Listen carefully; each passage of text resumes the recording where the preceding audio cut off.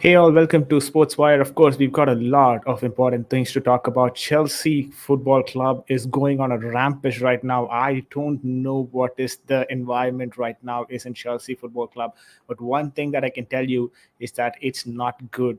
It's not good from the manager's perspective. It's not good from the board's perspective. It's not good from the players' perspective. There are a lot of news that are flying in from the morning today, and I've been going through all those, and I wanted to actually talk to you guys about it. Come have your say as well. Just rant it out on the comment section. We'll talk about Lukaku's thoughts. We talk about the club going into loss, and we have some news around that as well. We'll cover Tuchel saying that Premier League is not going to be in the equation for this particular year. We'll cover every single point one by one. But let's start with the most important hot topic of the day. Chelsea's football club, Chelsea Football Club, are actually facing loss. When I say loss, in terms of revenue, they have faced a huge loss. And let's take a deep look into it as well.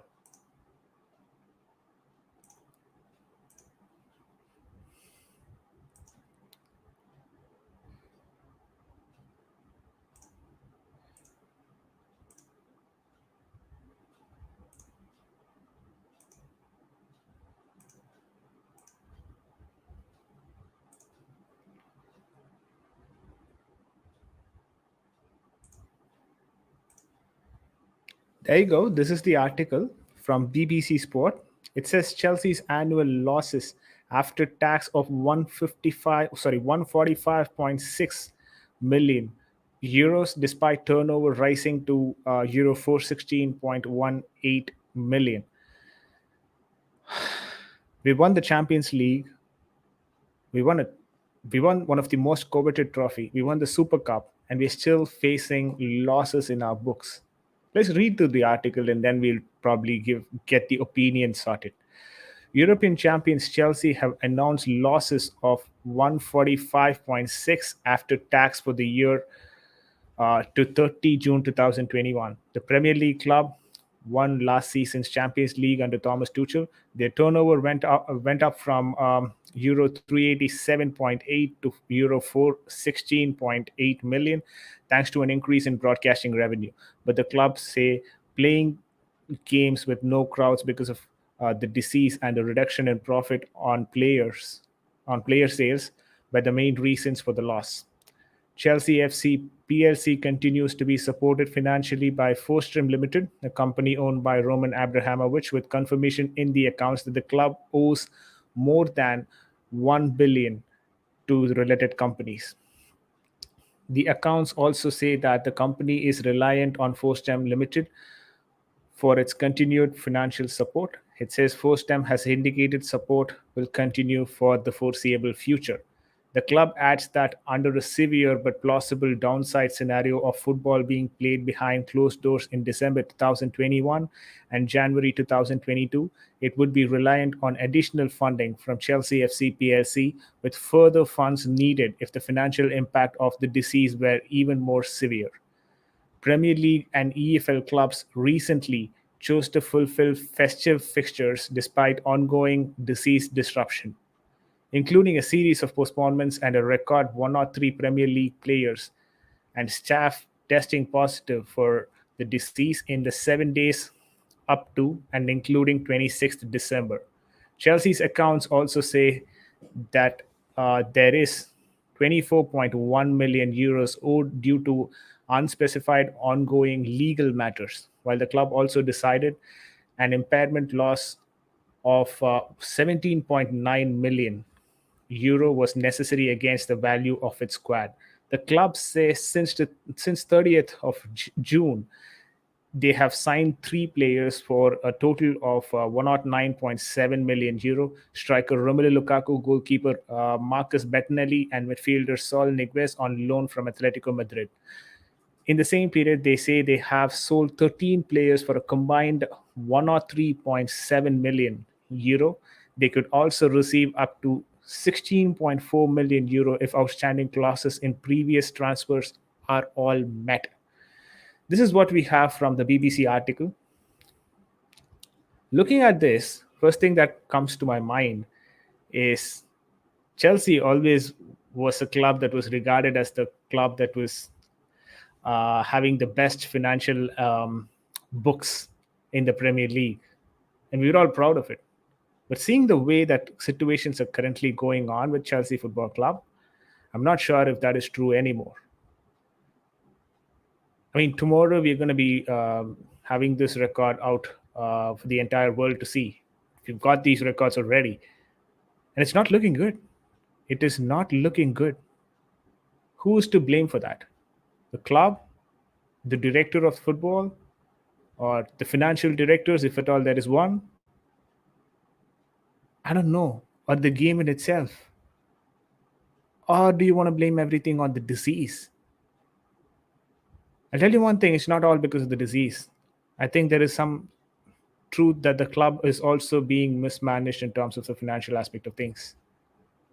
As much as it pains for me to admit that Chelsea Football Club is not properly run right now, that is the painful truth that people have to hear.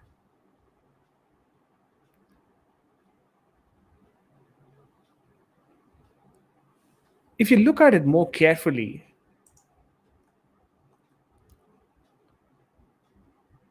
one or three Premier League players and staffs were tested positive for the disease, but Chelsea did not even lose a single game in that run of list of games that we had in the November December month, which means there was no broadcasting loss for that 2 months, right? For Chelsea at least. Consider that on one side. Next thing is, in terms of player sales, 109.7 million is what we spent.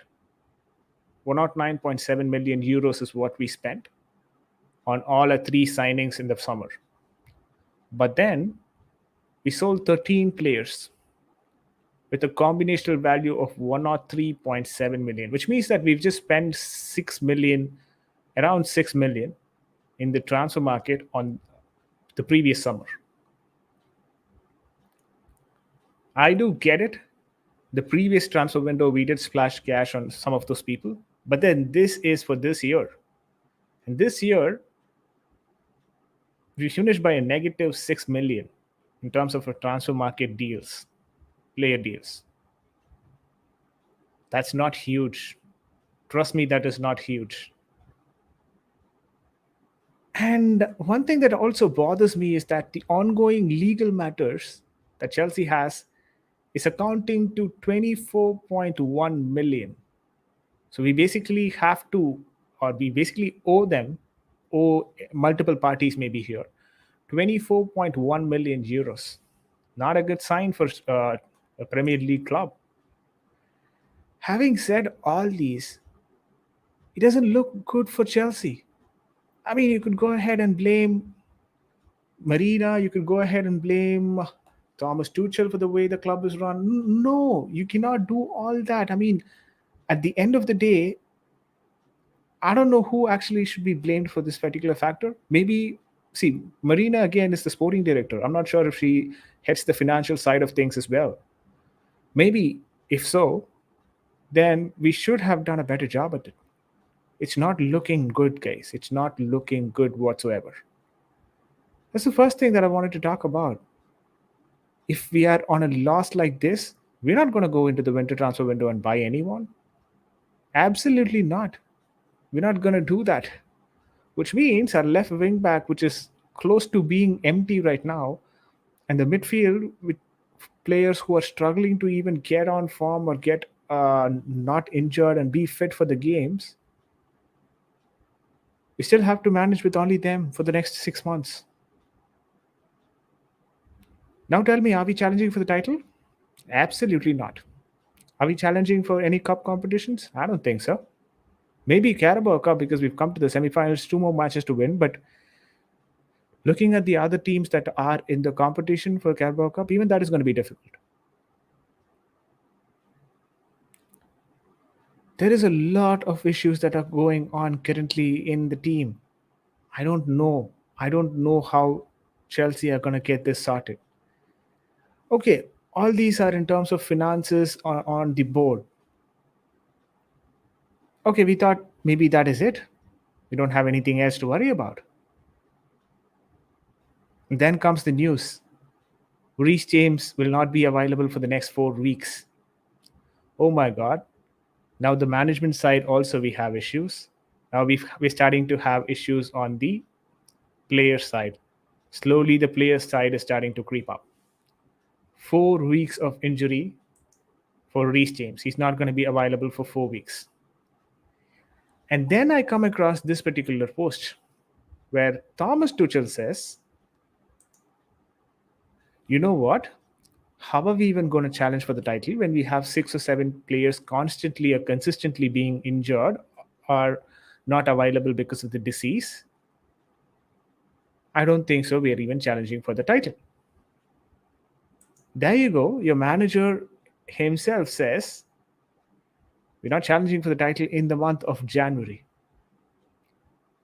And yes, he does have some valid points to that as well. We've not had even a single game cancelled, one amongst the uh, two teams basically to have played all the fixtures that we had in the month of November and December. Every other team has had a week's rest at least in between fixtures or being postponed. But that was not done for Chelsea Football Club. Sad thing, of course. But then our manager has come out and said in the month of January, you know what? We're not going to challenge for the title. When we are comfortably seated, or maybe not comfortably, that maybe comfortably is not the right word. When we are second in the Premier League table, of course, Liverpool has a match in hand.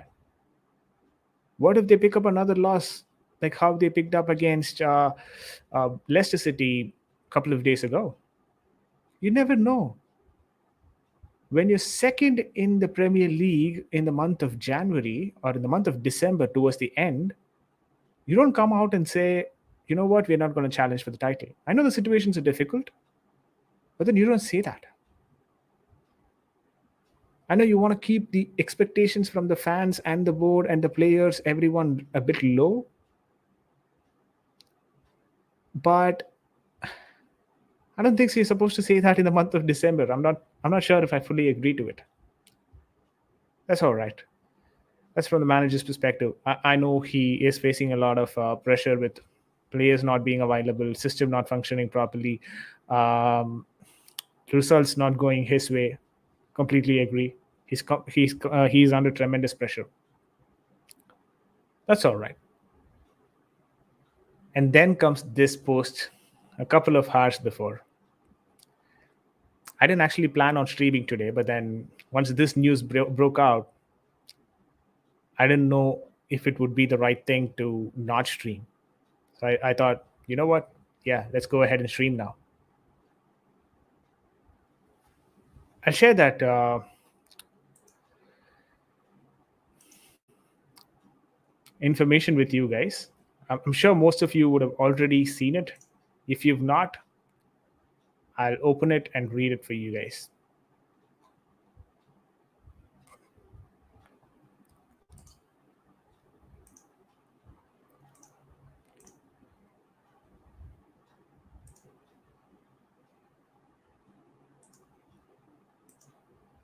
There you go. Fabrizio Romano tweeted Romelu Lukaku was talking to Sky Sports when he said, physically, I am fine, but I'm not happy with the situation at Chelsea. Tuchel has chosen to play another system. I won't give up. I'll be professional. I'm not happy with the situation, but I am professional and I can't give up now. This is just one particular sentence that he's mentioned. And then it goes on to say the rest as well. I have it on my phone, so I'm just going to read it out for you guys. He says, I think the coach chose to play with another module. I just have to not give up. I just have not to give up and continue to work and be professional. I'm not happy with the situation, but I'm a worker and I don't want to give up. Everything has passed. I think everything that happened didn't have to happen like this. As I left Inter, as I communicated with the fans, this bothers me because it's not the right time. But even when I left, it wasn't the right time. Now I think it's right to talk because I've always said that I have Inter in my heart.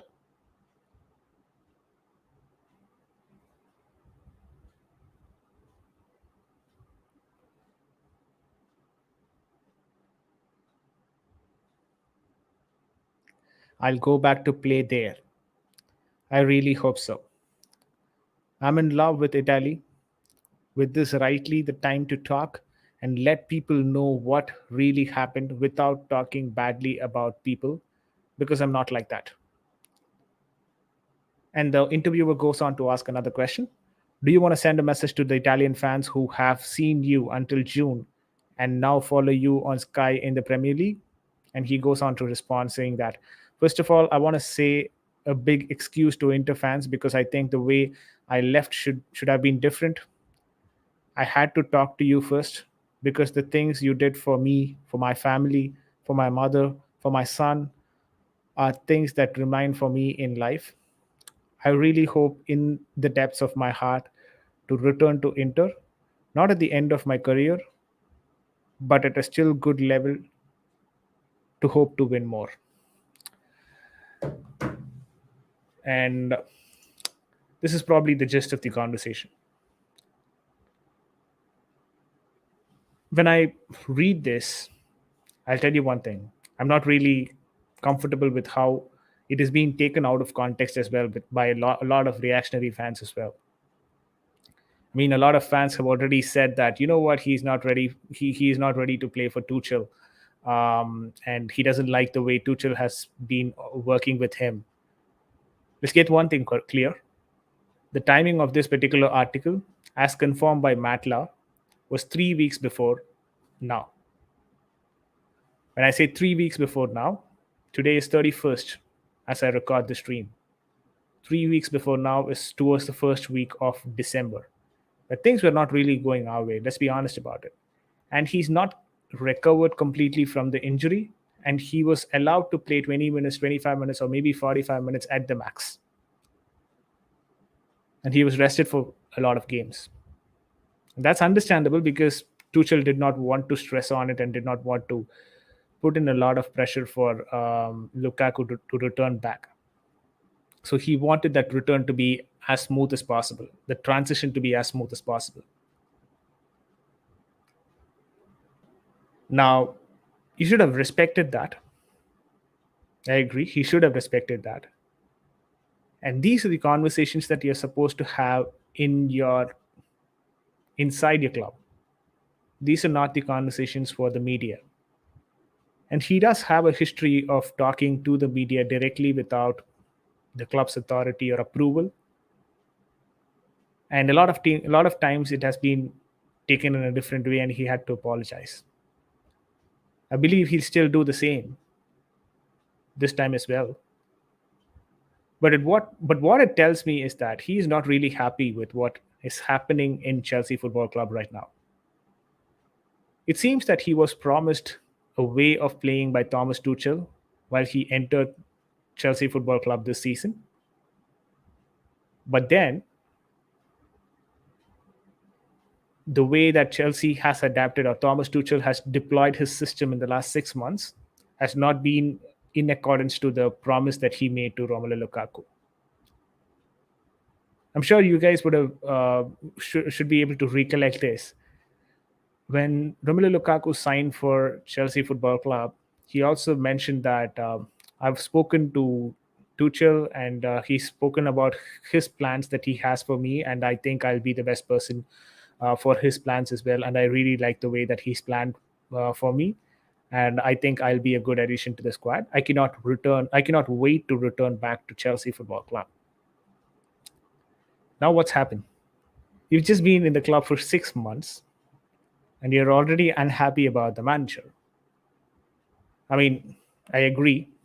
You can be unhappy about the manager within even 2 months. I agree to that. But it's just been 6 months, and you are €100 million striker signing for Chelsea Football Club. But what have you done? You've come out to the media and you've spoken about it in probably the worst time that you could possibly speak about it. And you've also expressed your interest to go back to Inter Milan and play. I mean, it's your choice, obviously. If you want to play for Inter Milan, you can. And you want to do it before even you lose your prime. I agree. I understand that completely. But you've just come to Chelsea Football Club. It's been 6 months for you in Chelsea Football Club. Already you've talked about leaving the club. Yes, of course, you've not told a timeline to us, but then you've talked already about leaving the club. I think this kind of stirs up a lot of conflicts in the dressing room, a possibility of conflicts in the dressing room. I think this probably would be the first step towards the managers and the players being rifted, like how it happened with Frank Lampard and the seniors in the club. I think it's probably going to go there if it is not tackled in the initial days now by Chelsea. I don't know if Chelsea will be able to do it. I don't know if he's going to come out and give us an apology. But this is my perspective on the comment that he just made, right? All that you've spoken about, your family being taken care by Inter Milan, you being happy in Inter, you being happy in Italy. I mean, that's your personal preference, and I do appreciate the fact that you love it, and you've got all rights to talk about that. And you also have all rights to say that I want to play for Inter during, the next 3-4 years. Yes, you did not give a timeline. But what kind of bothers me is that the timing that you've come out and talked about it. When the club is struggling for having fit players, when we're struggling to challenge for the title, when we don't even know if we have 11 players to play for the next game, when we're talking about players being out of form, system not working, replacements not available, team players being affected by the disease, I don't know if you're doing the right thing, mate. I'm sorry to say that I don't know if you're doing the right thing. This is the time that you should stick to being a team player, sticking towards your team, believing that your team can do it. The 6 more months, you cannot give up on your Premier League title challenge already. But you've already come out and said you're not interested to play for Chelsea anymore. Maybe not directly, but then this is how people or the fans will perceive it. And you being someone who's active on Twitter, you being someone who is used to this sort of environment, should know what to talk and how to talk. I'm completely disappointed with how Romelu Lukaku reacted, be it maybe 3 weeks before, even then. You've come to Chelsea and it's been, 5 months now? And you've not even played much of games? Already you're talking about leaving the football club. If this is done by Chalobah, Reece James, Mason Mount, that's different. But it is done by £100 million striker, Romelu Lukaku. We've got Aniruddha on the chat. He says timing is everything. Absolutely. Cannot agree with you more. Timing is everything. Yes, he said that in the first week of December, when the team was at its worst. We didn't have players to play. Chilwell was injured. The midfield was non-existent. We didn't have 16 players to deploy. And Chelsea, with its own bad luck, did not have any games postponed. But the team just still carried on. When things are not going your way, you fight. I'm not seeing that grit from Romelu Lukaku. When things get tougher, he's ready to run. 5 months into the club, and you're already talking about leaving the club. I'm sorry to say this. This is not right, man. This is definitely not right. And you're £100 million striker, record signing for Chelsea Football Club. I'm absolutely devastated. I don't know what to actually say about it. Think about what the rivals will talk about this particular scenario as well. You've given people topics to talk for people. Aniruddha is asking for the stream link. Yes, absolutely. I've just pinged that on the comment section. Aniruddha, please come in and have your say as usual. But come on, man. This is bad. This is the first sign that the team is getting dismantled. The top striker of the team is disagreeing publicly with the manager or the coach's system.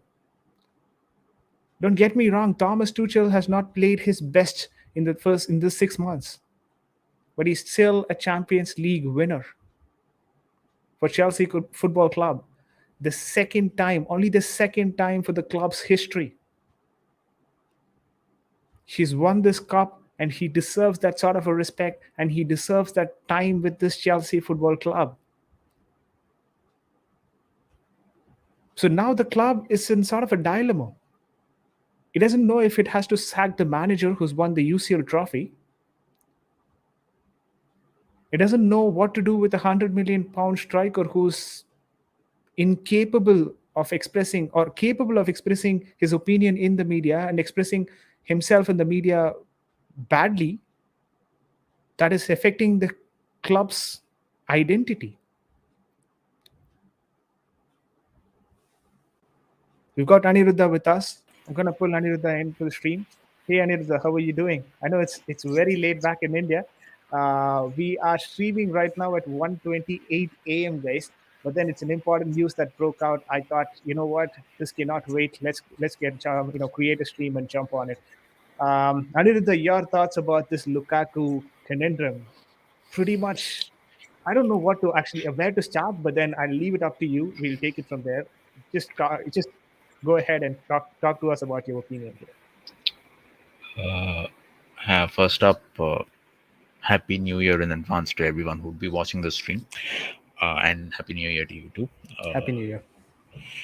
Uh, I would like to start off with a quote from the CEO of Inter Milan, and this was back when Lukaku was sold to Chelsea, and Edin Dzeko made his way into Inter Milan to replace Lukaku, and here it goes. It's from Giuseppe Marotta, who's the CEO of Inter Milan, and he said, and I quote, Lukaku was sold for 115 million euros, and we bought Dzeko in for free.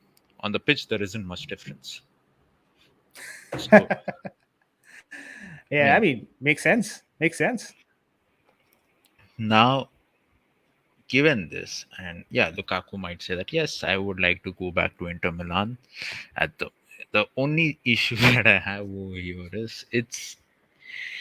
I was just listening to the last few words that you said of your stream of this in the stream that the timing is crucial. Uh, Liverpool play Chelsea in Stamford on the 2nd of Yeah. Jan. The players are There are players who are down with COVID.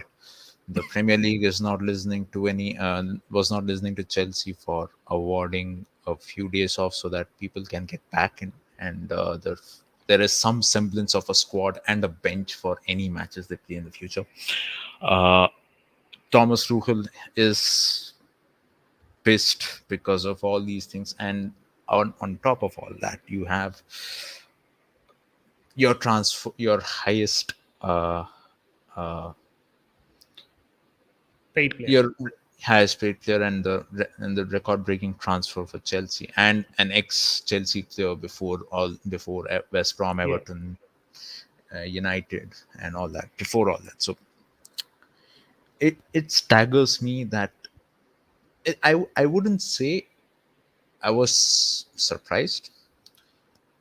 I was just surprised by the timing. I wouldn't say that I was surprised that Lukaku had these thoughts in mind. I would say that I would say I'm surprised by the timing of these statements, because as you yourself had put it, and as I mentioned, there is a skeletal squad at Chelsea at the moment. So it's instead of rallying, instead of saying that nah, let's. I mean, instead of rallying through this period, it doesn't look good. And some insight about Thomas Tuchel and the way he works. Uh, in Dortmund, after they had won the DFB Cup, DFB Pokal, I believe in 2016. I guess that was 2016, 2017. His last season of 2017, I believe. So around that time, what happened was that I believe there was a disagreement between Hans Joachim Watzke, who's the CEO of Dortmund, and Tuchel with regards to transfers. I presume 2016, no, 2019, 2018, I believe, because that's when the whole move to PSG took place for Tuchel. So Tuchel's a pretty headstrong guy, and the reason why he left PSG could be attributed to multiple reasons. But one of the major reasons why he left PSG the way he did is because of disagreements with the CEO as well. So you and let me tell you, PSG has a lot of egos in there. Back then as well, with Neymar, with Mbappe, and all those, and Leonardo being the big man that he is, he's not going to take this well. It's going to be enough reason for Tuchel to not play him anymore in the future. Mm. It's because you don't get into the wrong side of Thomas Tuchel and get away with it. The players who've been playing for Chelsea last season, where Chelsea won the Champions League, admittedly, yeah, Timo Werner not exactly a striker, but they were able to make do with it and end up winning the Champions League Mm. because although Werner often criticized for his lack of output, uh, 12 goals again, Lack of goal output. lack of goal output. Yeah. That's the right way of putting it. Lack of goal output. He gave everything on the pitch whenever he was given the chance. He Mm. did not whine. He did not. He did not. He only said that yeah, Bundesliga might be a bit more easier, but this is on me to adapt to the Premier League and get ready for the Premier League. Right? Mm. That was Timo Werner's whole mindset, and we have Lukaku, who may I don't know if he's facing the same situation as Werner was earlier, but you can see the stark difference in what Werner is made of and what Lukaku is made of. And Yeah. traditionally, Lukaku has This even history as well, right? yeah yeah that as well. So adding to that, there is this would just add on to the whole pile of reasons why Tuchel might not play Lukaku. Is like okay, I guess Tuchel already might have had a list saying that okay, his first touch isn't great, so it's going to be difficult. He plays with with his back to the goal, which is not what you need from a center forward or from a Mm. goal scorer. Uh, yeah, he holds up play and all that. That's fine, but we are not hoofing long balls up to make him hold the ball and Mm. ask others to come in. Chelsea doesn't play like that.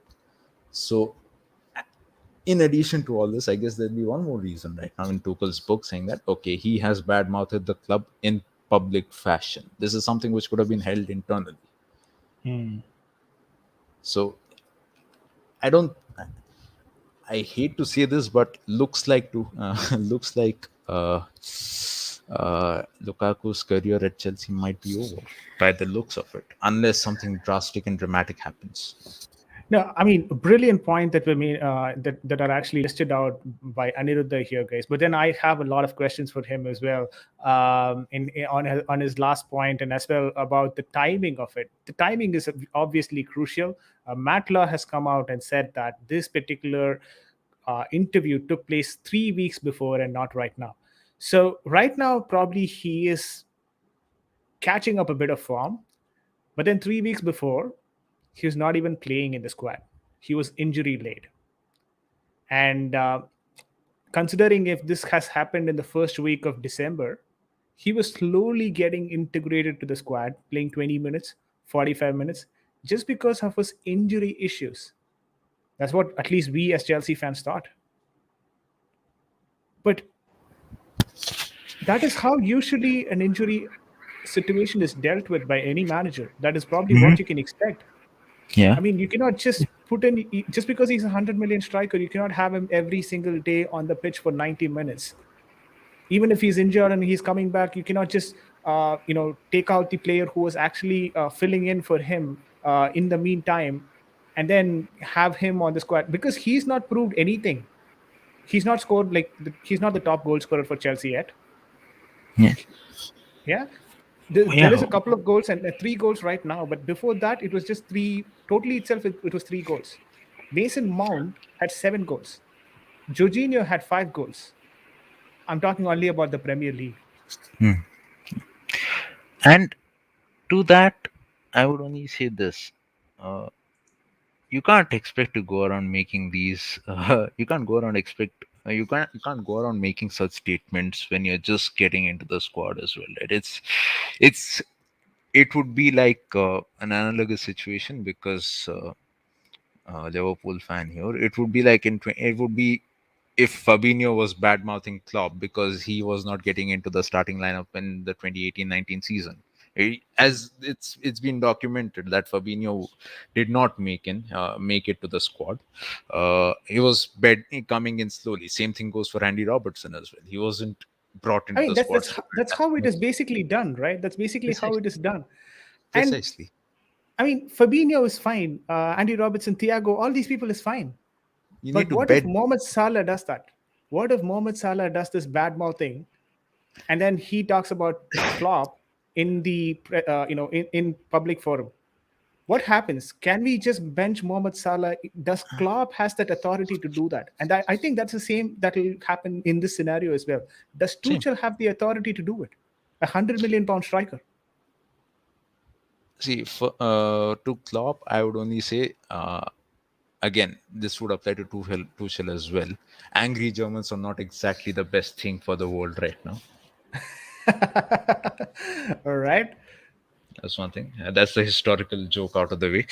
Now, secondly, I don't know. I don't know how the hierarchy works at Chelsea, given Marina Granovskaya is seems like the person who's like, yeah, apart from Lampard, and basically if you look at the other hierarchy as well, for example, you have the great Roman Abramovich in this situation as well. I don't think they're going to take benching 100 million player very well. I don't think they're going to take that very well. I think they'll be looking at it in this way. Okay, 100 million player, we've spent money on him, albeit by selling other players. We've got him in, and the manager refuses to play him. So the powers that may be at Chelsea have heard if Tuchel ends up benching Lukaku, the powers that may be at Chelsea are not going to take that well. And remember, this is the kind of management who sacked Jose Mourinho in 2007 for no absolute reason. Yeah. And there was no one like I don't know, I still can't understand why was he sacked in 2007. That's one of the mysteries of life. But coming to now, they're not going to take benching 100 million player well, for sure. They're not going to and this might again be a rerun of, I hope it isn't, but this is a playbook that we've seen far too often with Thomas Tuchel. We have seen that very often. We've seen that in Dortmund. We've seen that in PSG. If things don't go well with the hierarchy and the manager in charge, we've seen this happen before. Yeah. Yeah. I mean, you make a very good point here. By saying this statement, I think he has put Thomas Tuchel and the board against each other. He's basically pitted them against each other. It's probably going to lead there. Even if not now, that's going to be the situation. Because, like how you mentioned, uh, having £100 million striker on the bench is not something the board would want. Even if that happens, we'll not be able to recoup this value by selling him in the future transfer windows. If a bench striker needs to be sent, I don't think so. A bench striker can be sold for £100 million in the future season. So that's not going to be possible. So Romelu Lukaku, knows that he needs to be playing nevertheless. So his play time is not going to be affected. But he is going to be playing in his own way, and he's going to be half-assed every single time. He's not going to give his 100 percentage because he's not anyways happy about being in the club, and that's not going to help Thomas Tuchel achieve whatever he wants to achieve or whatever he plans to achieve. So he basically plays with only 10 people on the pitch, 10 players of him on the pitch, and he definitely is not going to be happy about it. And now Thomas Tuchel is going to talk to the board. He's going to say, you know what, I cannot play with this guy on the pitch. If you cannot do it, I'll get in another player, another coach who can do it. Because we didn't take any time to sack Roberto Di Matteo, even if we called him an intermittent coach, or however you want to put it, and then he won the UCL. We still managed to sack him, even before he came for the next season. Yeah, go on, Elda. Again, I don't think we can equate Di Matteo to Tuchel. I don't think No, I'm that's. not But equating, then again, but then the the scenario highest is pretty award, similar. Yeah. yeah, the highest award that you can probably get in the Europe, which is UCL, and Chelsea board still doesn't care about it. If you want to sack a manager, we'll do it. We don't basically care about it. That Yeah. it shows it all, right? Yeah. So this is a playbook which has the steps. This has happened before at both Chelsea as well as with Thomas Tuchel. So Hmm. again, uh, so I hope it doesn't go that far because the Premier League would be losing one of the final tactical managers that has ever graced the Premier League. Again, that sentence is a bit ring around a rosy south there, but yeah, you get my point, right? Yeah, That yeah. would not be ideal, and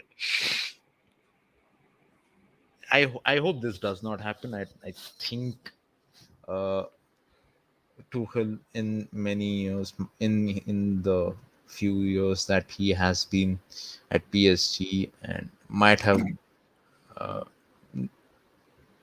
found a way to handle it a bit differently, I but this is a scenario which has happened before is the only warning I can give everyone at the moment because this has happened before. So it's Hmm. just I hope it doesn't, but Chelsea's trigger happy. Tuchel's a bit in situations like this. He might, and of course, that he has every reason to be offended because he's been ranting away in press conferences saying that what the hell? How can you expect us to play matches with when we have no squad behind?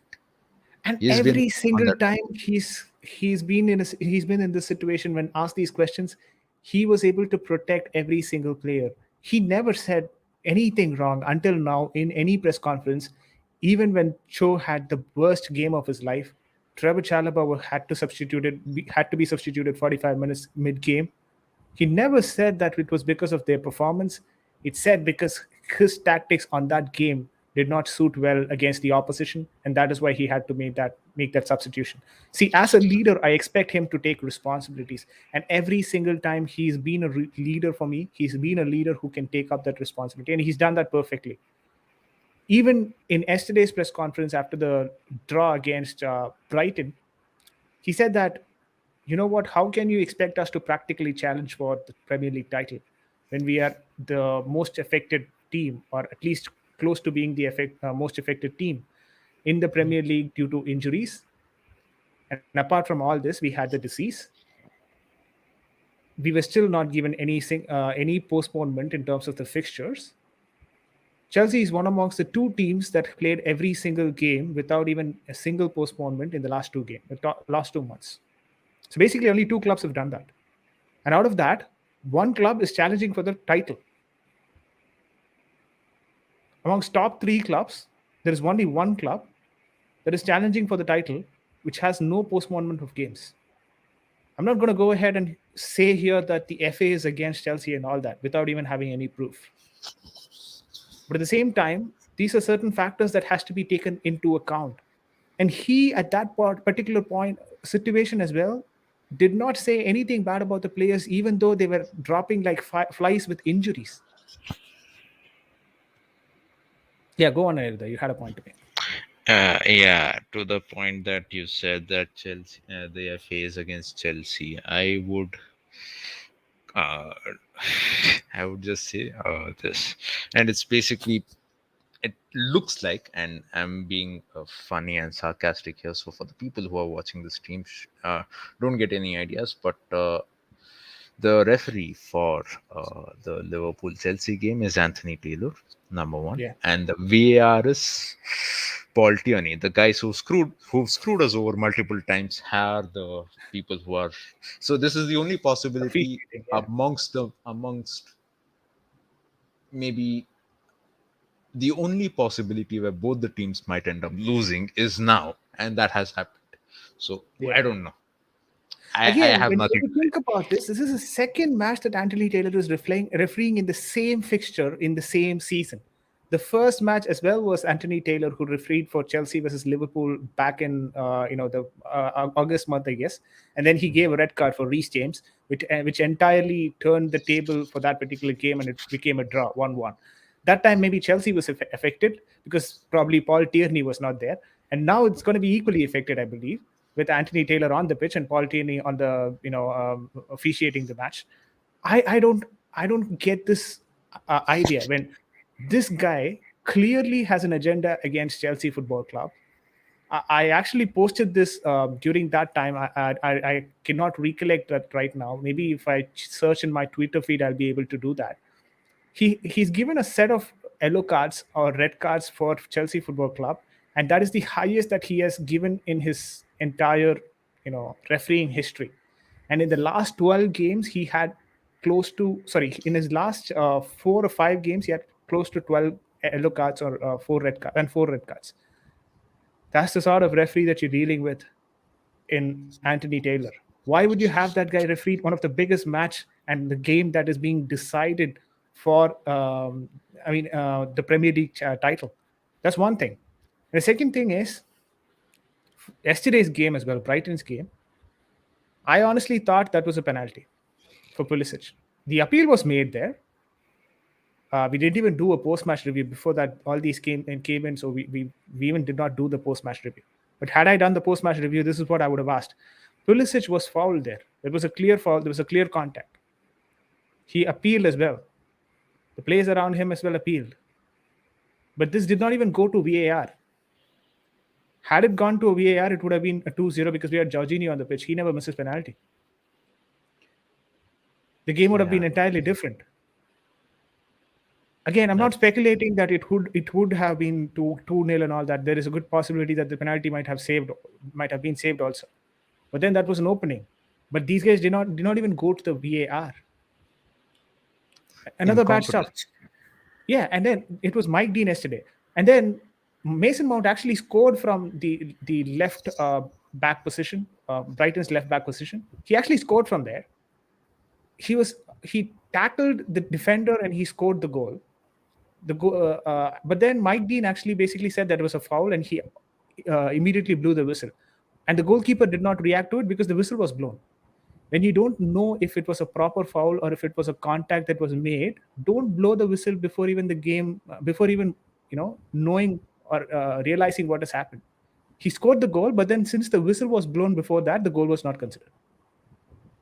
And when It's you when it's you when you check it back, it's not even a foul. The guy it's basically has missed the ball. yeah, it's inconsistencies like that which have been plaguing the league especially with regards to officiating standards. It's just sad. You call Yeah. this the best league in the world, and this being the best league in the world has not exactly got the best referees in the world. So it's weird. That's unfortunate. That's how it is. And expecting Mike Dean to referee a game is like expecting the rain to fall in the Sahara Desert. I know it Mm. happens occasionally, but that's pretty much what Mike Dean does as well. Get a good match occasionally. So Yeah. I mean, you know, just leaving behind the Chelsea Brighton game, coming to this particular thought process as well yeah, with respect sorry. to Lukaku. I just want I'm still fuming about this particular tweet from him. Let's not forget, Chelsea spent 109.6 million on three players in the previous transfer in the summer transfer window. Out of which we knew that Sol Niguez was on a loan. Basically, we did not spend a penny on him. Okay, and then Bettinelli, nothing much, maybe a 2-3. That's it. All the rest has gone to Lukaku, Romelu Lukaku, and we had to recuperate that money by selling 13 players, and still ended up in a negative 6 million towards the end of the transfer window. Our finances are basically 103.6 million that we were able to gain from selling 13 players through different things like loaning them, through selling them youth system, selling them from the Yeah, youth system. We made a couple of very good selling as well in the summer transfer window. Mark Gahey, and Livermento. I mean, it was good. To be honest, it was a good selling spree as well for Chelsea Football Club. We had to do all that to bring this guy in. And what happens after 5 months? He reacts like this. And now the Chelsea fan base is starting to say, you know what? We should just chuck Lukaku out, and then we should bring Haaland in the next transfer window. It's not as easy as you guys think. That's not going to happen.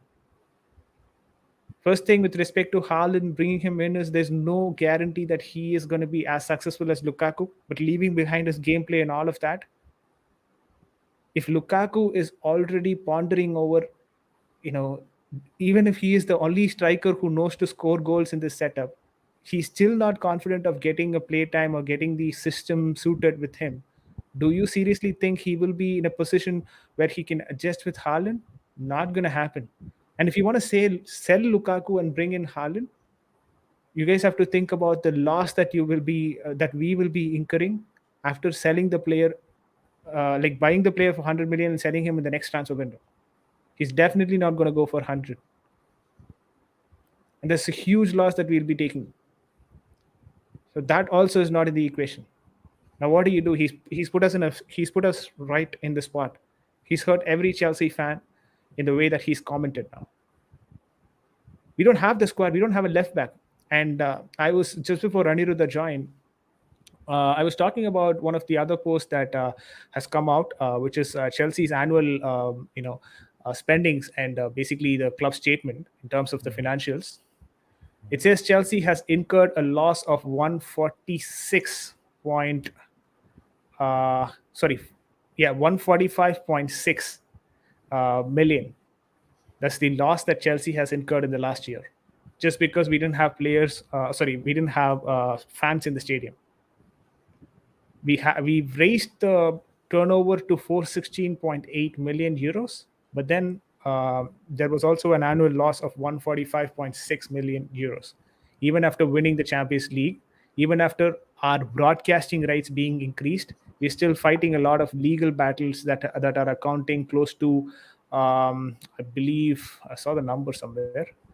Yeah, 24.1 million euros in terms of legal matters alone. We are dealing with those, and there are impairment losses of 17.9 million euros. All of this has accounted to a 145.6 million euros loss for Chelsea Football Club. What this says is, I don't think so. Chelsea is gonna go for a left wing back or a center defensive midfielder, as all Chelsea fans were hoping for in the January transfer window. Which means we have to play with Alonso in that left wing back. There's no option, no other option. King of CFC as well has joined the chat. He says, "What's up? Not on for long, but can stay on for like 5 minutes." Okay. Um, What's this about Lukaku out? Absolutely, we're talking about Lukaku out and what this has to be. What this actually does for the Chelsea football squad and also for Thomas Tuchel. So that's the financial situation that we are currently at, Aniruddha. Now, talk to us. If this is the financial situation that your club was in, are you going to go buy anyone for the winter transfer window? Dude, we haven't bought anyone after winning the league, let alone. All right. You're asking the wrong person. You're technically asking the wrong person. I mean, I There's a was bit just of looking banter at from the Liverpool fans there. I get it. I we, get it. we do, see. Here's the thing: we spent our transfer budget paying the fine for that ESL nonsense that happened. All 3.5 million of it.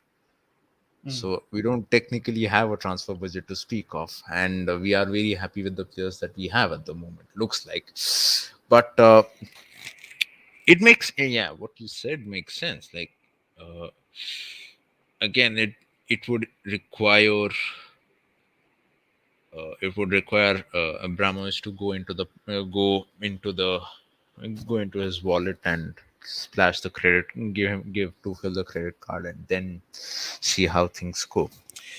I don't think so. Nah, That's also possible. Let me quickly stop you there. 1 billion is what Chelsea owes to First Time Limited. First Time Limited is the company that Roman Abramovich owns. So basically, right, Chelsea Football Club owes 1 billion in valuation brilliant, to First Time Limited, which means he's not going to brilliant, come in and splash the cash. The club is owing him like 1 billion. At least he should see some sort of a revenue that is coming in before he makes some sort of an investment. brilliant. So technically, no then. So that died a quick death. Looks like. Uh, so yeah, it makes sense because you're also forgetting, like, even if amidst all this we have Erling Haaland coming in, as you mentioned, no guarantee that it'll work. Number one. Number two, the agent of Mino Raiola. I know. Go on, go on. he's he is a magnificent human being. He's donated money to charity, which is Mino Rayola's big ego charity. So, so, I mean, you're going to spend more than what Haaland's valuation is, thanks to the existence of this person called Mino Raiola. So it doesn't make sense financially. The only club which possibly can afford Haaland is Madrid. 75 million. They have been saving up for quite a while. They were thinking that, yeah, we'll splurge money on Mbappe, and whatever remains we can use it for the development of Santiago Bernabeu. But Mbappe is going for a free.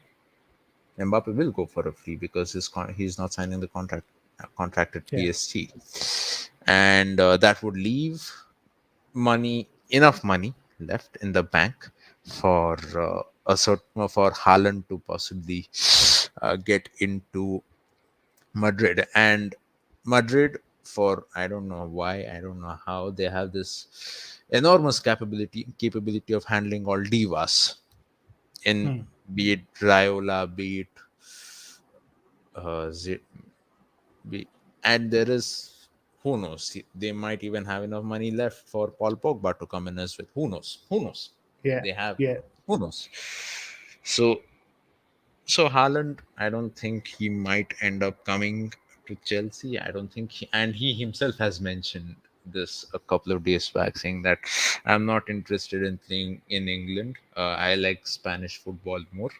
That is tacit admission that no, I can't be very competitive in life. Spain is where I'm at. If Spain does not have enough competition, that's technically saying that Premier League is way too much competition for me to handle at this age. So I'm going to Spain. I'm not. I'm not coming anywhere. I'm not coming Yeah. anywhere to England. I mean, again, if you think about it, it might be from a different perspective as well. See, there are a few players who hate to be in England because of the climate, because of the situations. You cannot just attribute this to only the difficulty of the Premier League. It could also be because of the climate. It could also be because of the, people or the situations that they are put in, or the board that they might not be able to, or the level of taxes, first of all, is not that great in all these other countries. but with England there is a different taxation which which kind of doesn't allow you to have that sort of a financial freedom. So taking all this into account, it's not just Haaland who's preferring that. Even Mbappe does the same thing. Even Messi does the same thing. Neymar doesn't want to play in the Premier League. I mean, Premier League is a club where, sorry, is a league where not a lot of superstars basically will want to come in and play. But then I would still not attribute it to just him not capable of handling the competitiveness that is in the Premier League. No, no, You go on. he can definitely handle the competitive nature of it. He can definitely is, but the reason why I would slightly disagree to the point that he might not be able to handle England is because I believe he was born in Manchester, which is perennially raining out there. He is of Norwegian descent, so I don't think weather is going to be an issue. Uh, the reason why I say that he doesn't want to come to the Premier League is because he is having a come because the Premier League is the most competitive league on earth. La Liga, second or third, you can say. So obviously, it makes sense for the man to go to that because he's in Germany at the moment. He's killing it there. It only looks, and this is based on the statement that he made a few days back, where he said that no, England. I don't think I'll be making a move to England anytime soon. I don't think it's anything with regards to him not being able to kill it there. I think it's more to the fact that he's gotten used to a certain style of play. He's gotten used to uh, a certain level of competition, and I think he's just securing himself, saying that nah, England is way too competitive. It's not that he can't do it. I believe he thinks that he doesn't want to do it. So that is the argument, because I can quote what he said. Where is this thing? uh, and there are a few, and yeah, just for a bit of uh, giggles, there was a post which I saw a few days back which says that Barcelona are actually trying for Erling Haaland. How on earth are Barcelona trying to think of things like this?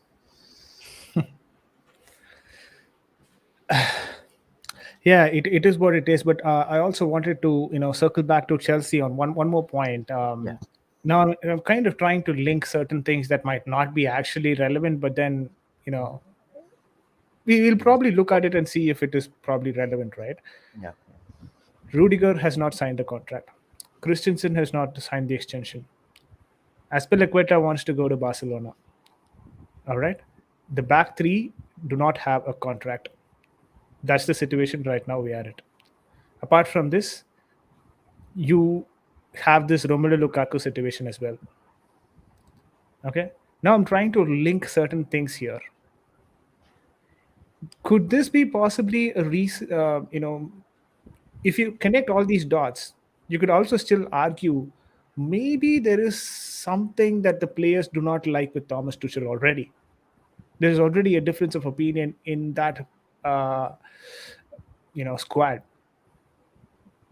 Would you say that? I mean, is that statement correct, or do you think it's too early to discuss about that particular statement? I mean, I'm already saying there is a rift between the players and Thomas Tuchel internally, and probably Lukaku was the first one to open up about it. But there are going to be a lot more other people who will probably do the same in the next 2 or 3 months.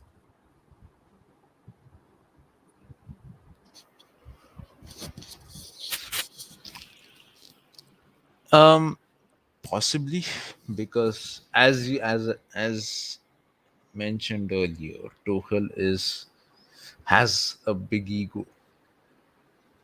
He does. If history tells us anything, with Hans Joachim Watzke in Dortmund and Leonardo in PSG, he And that's not discounting the. I'm not saying that he's a bad person. Let's get that thing out of the way. He's a very nice man, very tactically one of the best out there.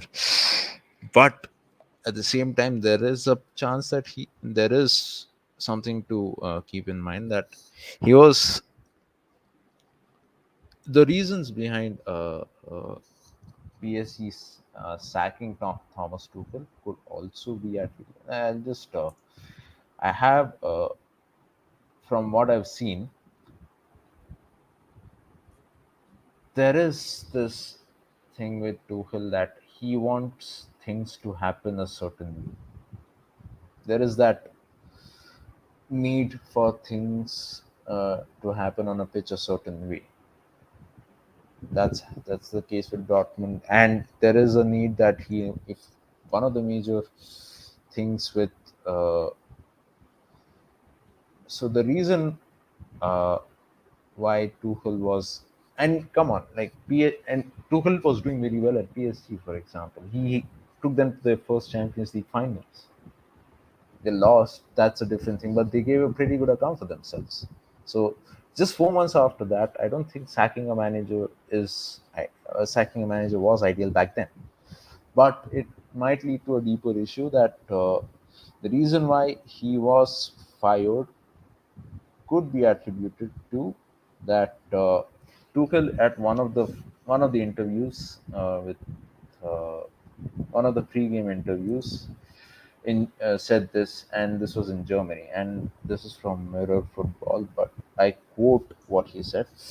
Uh, he was quoted as saying that he had at times felt more like a sports politician or sports minister than a coach. This it was in PSG, where you had humongous egos like Neymar, Mbappe, and you had Cavani back then as well. So with these assortment of players, there was definitely going to be that. No, there's definitely going to be a player versus the manager. Who's got the bigger ego, they prevail. That I believe could have been one of the things. And Leonardo also would have thought that, nah, this is not right. This is not the right way of saying this. So therefore, letting players go is going to hit the club more in a financial aspect, because they're going to, okay, they might gain some more money, but they would eventually have no players to replace them, right? So, which is why I thought that, okay, let's placate the players' ego and let's sack the manager. That's something which could have happened PSG. But that statement up there saying that he felt more like a sports politician or sports minister than a coach, and I keep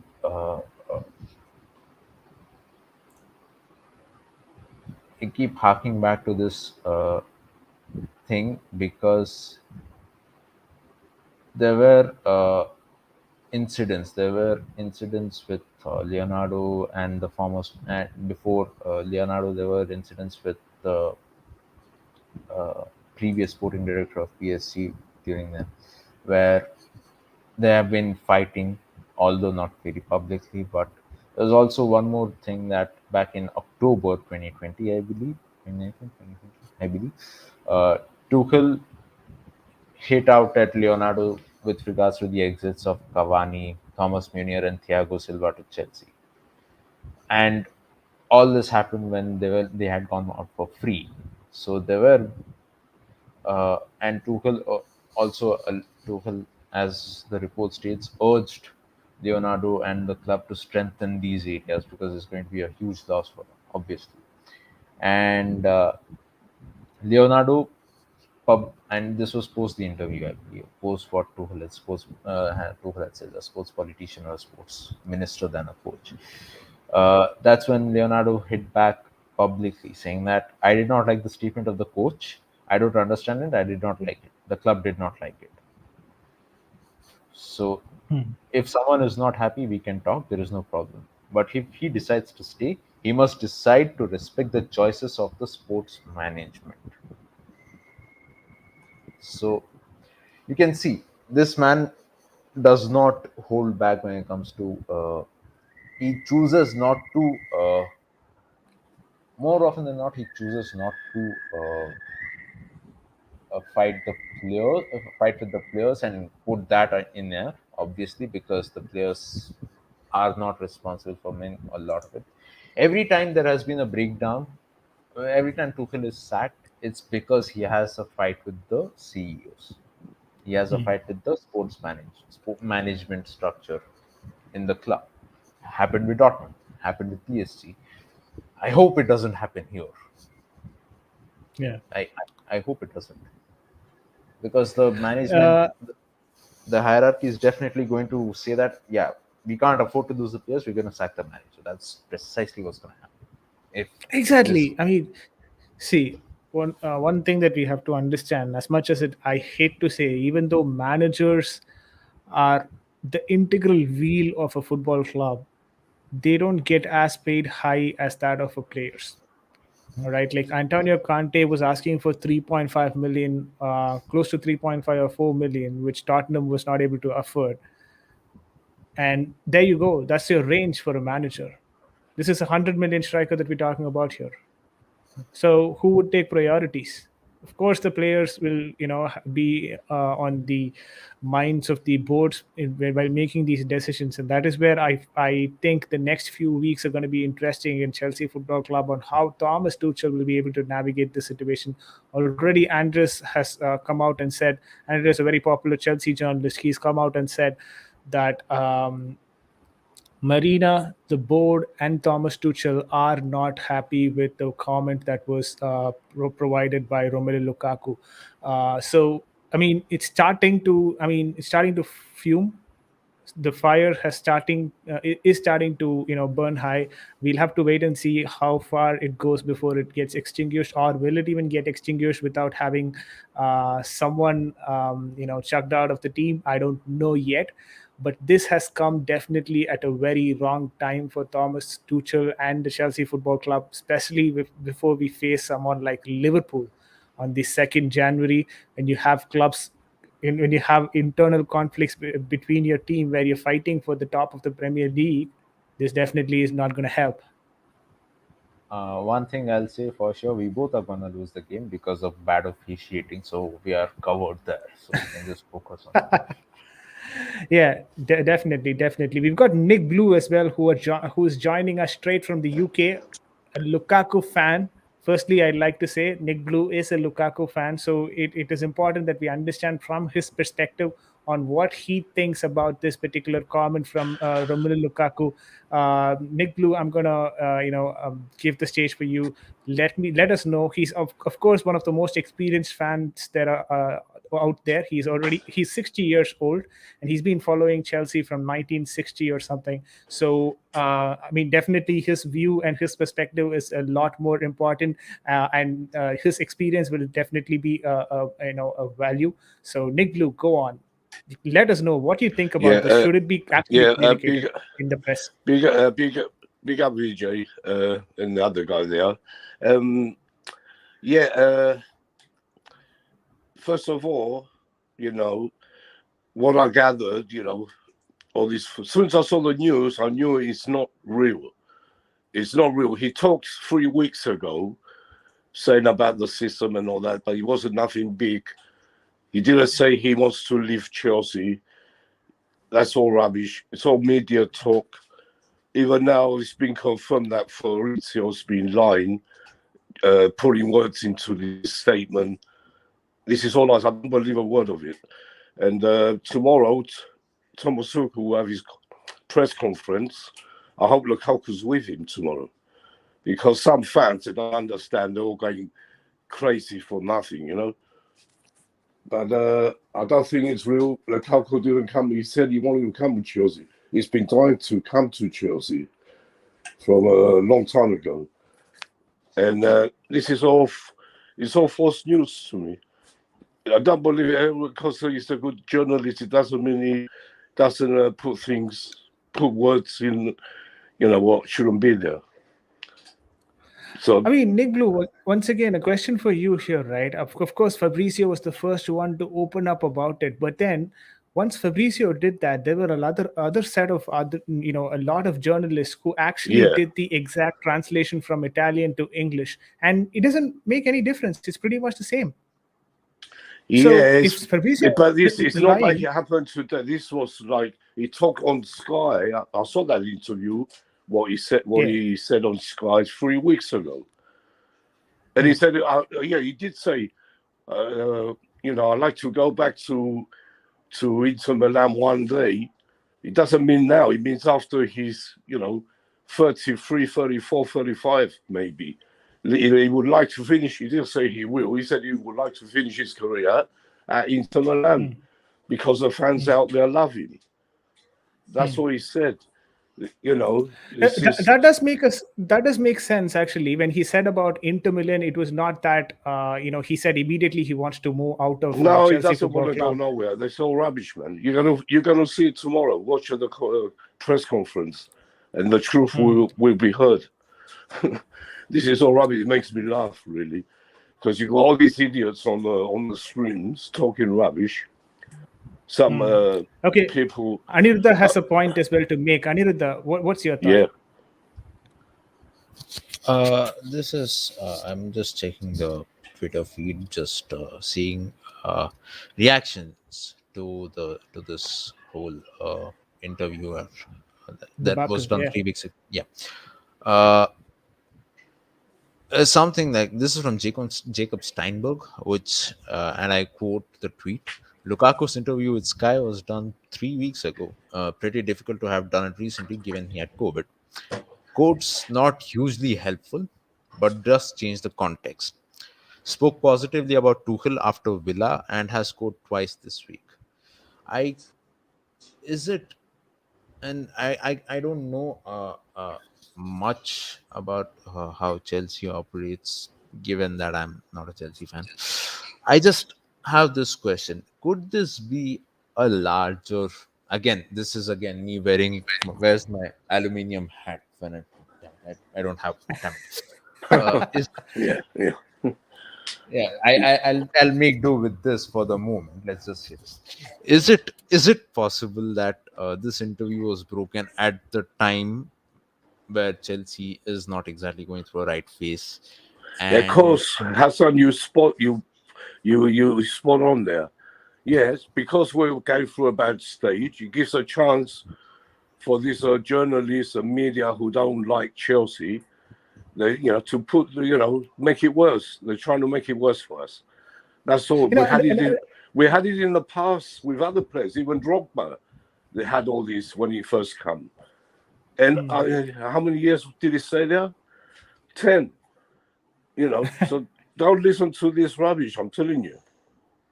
No, absolutely. And one more important point that we have to note is that this was actually an interview that was given to Sky Sports Italia. And I don't think so. It would have taken 3 weeks for them to relay it publicly to the Yeah. Italian people. So if this It is coming shows. out just Yeah. now It from shows different how. media side, It shows that was how. specifically before the Anfield game. Specifically Yeah, before the Anfield game. of course, you Not got the it Anfield right. one, of course. And The you're Liverpool going to game. see after tomorrow. You're going to see a lot of hate for Fabrizio on everywhere on the Twitter from Chelsea fans, especially when they hear the real news. There will be some abuse from him. I'm sure because he's twisted the We've got a words. very He's We've twisted got a everything. very good comment section as well with Nizion on the comments, Rebecca from South Africa as well, QNTV, Kasim from England. It's a very mixed fan base. King of CFC from the UK as well. So a lot of folks watching the channel. Please press that like button. Let's get this number up as much as possible. Yes. Rebecca says, but my main issue is that you've gone and add your frustration to the media first, and then only afterwards you've spoken to Tuchel about it. What do you think about it? First of all, I'm not against players talking to the media about things, but I'm No. against players talking to media about things that should be talked in the dressing room. Your thoughts Yeah. there, Nick? The only thing he was talking about is they said his assistant was talking about Tuchel doesn't use the right system. for him, but he will stick it out and be professional. But it's not a big thing for me. Even if he said that, it's not a big thing. The system is not working anyway at the moment. So we haven't been winning. So I don't blame him. I don't blame him if he said that. No, Nick, you kind of misconstrued my question. My question basically was, if the system is not working, if the system is not effective, should the question be raised to the manager in the dressing room? Should it be discussed internally, or should that be expressed in the press and media? In the dressing room, of course, but because he was out there all for an interview from Sky, and plus they twisted a lot of things in Italy. I don't blame him at all. I don't. But No, one thing that we I don't can believe all he came agree to out and that. said that. I don't believe he Go said on. that. I don't believe. Okay. Yeah. Okay. Neither do I understand Italian, so I need someone who actually translate that and let us know authentically what he said. But from the reports that are coming in Twitter, it seems as though he has a bit of complaints with respect to how Thomas Tuchel is It's playing not. the current system. Yeah. The current system that Thomas Tuchel seems to be playing is not something that is fitting him. And I am kind of against that being mentioned in the press. We've got Nizion from Blue Clouds TV as well joining in, a very ardent Chelsea fan from US, Yeah. Michigan. Talk to us, Nizion. What do you think about the situation? I know you're frustrated about it. What are your thoughts on it? Well, honestly, I'll give my fair opinion on this. I'm never frustrated. I'm never angry. I got angry the first time that I read it, but then being human being, I sat down for like a couple minutes trying to go through this interview very well, trying to analyze the interview, and I realized that this is just bullshit. This is just clickbait. It doesn't really make any sense to me. Look, this interview was being done 3 weeks ago. So if it's been done 3 weeks ago, Lukaku was injured and Lukaku was out. Why didn't they release this interview? People have to remember that Sky Sports is a place that people don't really fancy their news. They're not really reliable and not credible. And what I've realized from Sky Sports is when they realize that the channel or the station is going down, then they try as much as they can to put something up for people to click and then make the channel up again. Right now, they made Lukaku trending.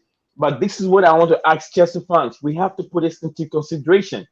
The kind of questions that was being asked, to Romelu Lukaku before he gave those answers. No one knows. No one knows. But then a lot of Chelsea fans are jumping to conclusion and then getting upset because of the kind of answers that Lukaku gave to the journalists. It's just Manchester United smashing Burnley 3-1 right now. So Manchester United smashing Burnley 3-1. yeah, Update from 3-1 Nizion right live. Yeah, Burnley just scored one, so it's 3-1. So we have to wait. Tomorrow, the whole interview will come out. That is where we can understand and then be able to judge Lukaku based on what he said. But I want all nerves. I want all Chelsea fans to calm down, relax. Let's focus on the entire interview. Let's get the whole thing before we can come up with a conclusion. That's what I was saying. Yeah, right now. you're spot on, Lizzie. Exactly what I've been saying. Everyone's getting carried away for nothing. Yeah. Agreed. Beck says 3 weeks ago is still December. Lukaku was back from the injury by the end of November already.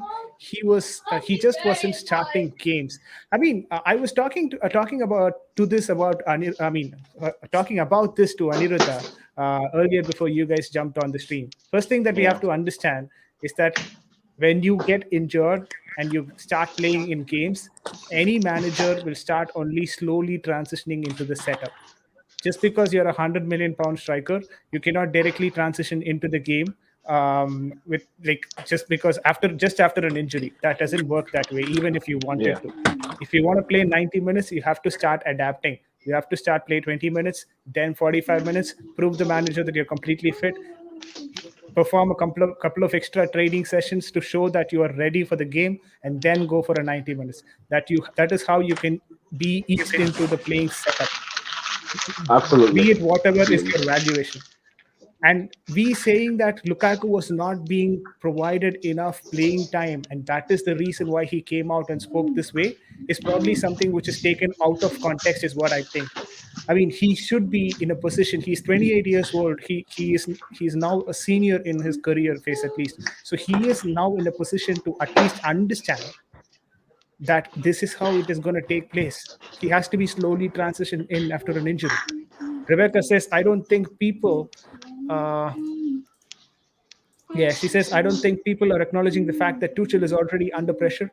So having comments like this being said about him 3 weeks ago with a weekend squad 2 days away from Liverpool. Yeah, I think there is a lot of relation to the Liverpool game that is being performed here. We have a Liverpool fan as well in the panel. Aniruddha as well is in the panel. And we've got Nizian now as well. So I'm going to ask you, Nizian, this particular question. This has happened exactly 2 days before the Liverpool game. Yeah. Tuchel is already under tremendous pressure. He has already told us that it. How do you think we are going to challenge for the Champions League? Or sorry, for the title when we don't even have players to fight for it. He's Uh, expressed his opinion very clearly after the Brighton game. yeah. Well, honestly, I've been on my channel. I did live with this same Lukaku breaking news already, and then I made it point. I made it point blank that people have to calm down. Also, there could be many factors relating to this specific interview, because it could be that whoever is in charge of Sky Sports might have or might have any connection to do with Liverpool Football Club. A game, two Wow, days to go, wow, might that's a might bold be statement. related. Might All be right, related. Yeah, my brother is raising his hands. He wants to encounter before I move on. So yeah, let him go. Uh, Aniruddha, go on. Again, as I'd mentioned earlier, we don't have the transfer budget as well. We don't have money right now. The transfer budget that we had this season had been spent for the farce that was the European Super League. So I don't know, but it is, again, it is possible. Who knows? Who knows? But yeah, So, that's I mean, all the I'd like to statement say. from Nizion was that Liverpool could probably have a connection with Sky Sports. And if that is happening, then 2 days before, that is probably why Tuchel is being put under tremendous pressure by some nonsense tweet that came 3 weeks before. Anything in relation to that? Do you really think that was because he had a Liverpool connection, or Liverpool has a Sky Sports connection? Nah, I wouldn't say. I wouldn't go that far. I wouldn't say that for sure. Yeah, I wouldn't say that, no, because Well, the reason why I'm saying this is because look, this news was 3 weeks ago. Why didn't they bring the news out last week when Lukaku was injured? Because they knew that if they have released this news last week, this news wouldn't have made news. Why is it because Lukaku wasn't around? Lukaku came back, he got on the score sheet and scored 2 goals, an assist, and then 2 goals. So I keep asking myself, what is the relationship between Sky Sports? And we have to know. I'm not sure who really translated, and I'm not even sure that Lukaku went to Sky Sports Italy to have this interview. I'm not sure about that. I think Sky Sports, whoever interviewed Lukaku, interviewed him in Italian, Sky Italian, but the representative were in England. And I believe that Chelsea hierarchy or management gave Lukaku the go ahead to secure that interview. So I know Chelsea might be they are involved in that, and they gave that permission for Lukaku, because I don't think that anyone can just wake up and go to the media for an interview without seeking That the too when he permission. had the disease. That too when he had the disease and he was out due to injury. There is no possibility that he's flying to Italy to do an interview. That to that to Sky Sports Italy. That's what I'm saying. Maybe they came here and they talked with Romelu Lukaku when he was injury ridden and he was not playing for Chelsea, so he had probably time for these interviews and stuff. Right. But what Nizion says makes absolutely a lot of sense when he says this could have been talked about during the Aston Villa game before the Brighton game, but then we forgot about it. When Lukaku Okay. scored 3 goals in or 2 goals in the last couple of games and then won one penalty, people Yes. started praising Lukaku. and that was the right time for the media to come in and slander something about him, because Yeah. they knew that this would cause an issue, or this would create a toxic environment at the Chelsea Football Club, and that wouldn't really help Chelsea Football Club winning against Liverpool at the Stamford Bridge. Having said that, there is one more point that I wanted to talk to you guys about, related to Chelsea Football Club. First thing, and Aspilicueta is not accepting the contract. Christensen, nothing. Rudiger, not happening. Until now, at least these three contract doesn't seem to be in going to a closure. Apart from all that, if you think about it, we have to sign a left wing back. We have to sign a center defensive midfielder or a center midfielder, right? To be more precise, a center defensive midfielder, or in general, a center midfielder in this January transfer window. But then, this is what we have right now from BBC Sports. This is an article that came out in BBC Sports, and this is kind of a serious one, because it's from BBC first of all, and this is obviously going to be announced tomorrow, and this is the statement, guys. Chelsea announced an annual loss after tax of euro 145.6 million, despite turnovers rising to 416.8 million euros. The details have been actually provided very clearly.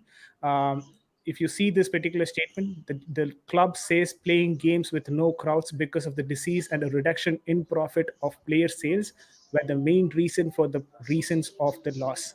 Chelsea FC PLC continues to be supported financially by Fostem Limited, a company owned by Roman Abramovich, with the confirmation in the accounts that the club owes more than 1 billion in debts to the related companies. And the related companies in here means that Fostem Limited and its associated companies. So this is the case now, right, guys? Our club financially, as much as we thought is looking good, is actually not looking good. We have debts that needs to be paid off before we can do anything. And this information as well is something that comes as a shocker. Chelsea's accounts also say there is a euro 24.1 million owed due to unspecified ongoing legal matters. Only on legal matters, we've got 24.1 million euros in pending, and impairment loss of 17.9 million against the value of its squad. That's a huge money. When you add up both of them, 24 plus 17 is what, 31, and 1 plus 9 is 32. In total, it's a 32 million Right. expenditure that is on our books. The club says since 30th of June, they have signed basically three players. Okay, this is where it gets tricky, right? 109.7 million is what we've spent on players, from striker Romelu Lukaku, goalkeeper Marcus Bettinelli, who's not even played one single game for us, midfielder Saul Yep. Niguez, which was completely on a loan. But 109.7 is our spendings this summer transfer window. But then, in terms of our expenditure, we've sold 13 players with a combined fees of 103.7 million euros. Basically, that means we have incurred a 6 million loss in the summer transfer window. As much as all the Chelsea fans were proud of how our books are run, I don't think so. That is the scenario, guys. Having said all these, now knowing the financial situation of the club, do you even think Chelsea are in a position to go for a left back in this January transfer window, or is it going to be a matter of us waiting until the next summer transfer? If I should come in, from what I know and from what I'm hearing, is that Chelsea don't really fancy a buyout, trying to go in and buy a player outright, but they prefer to have a player on loan instead of going and buying the player outright, because things are getting very shaky.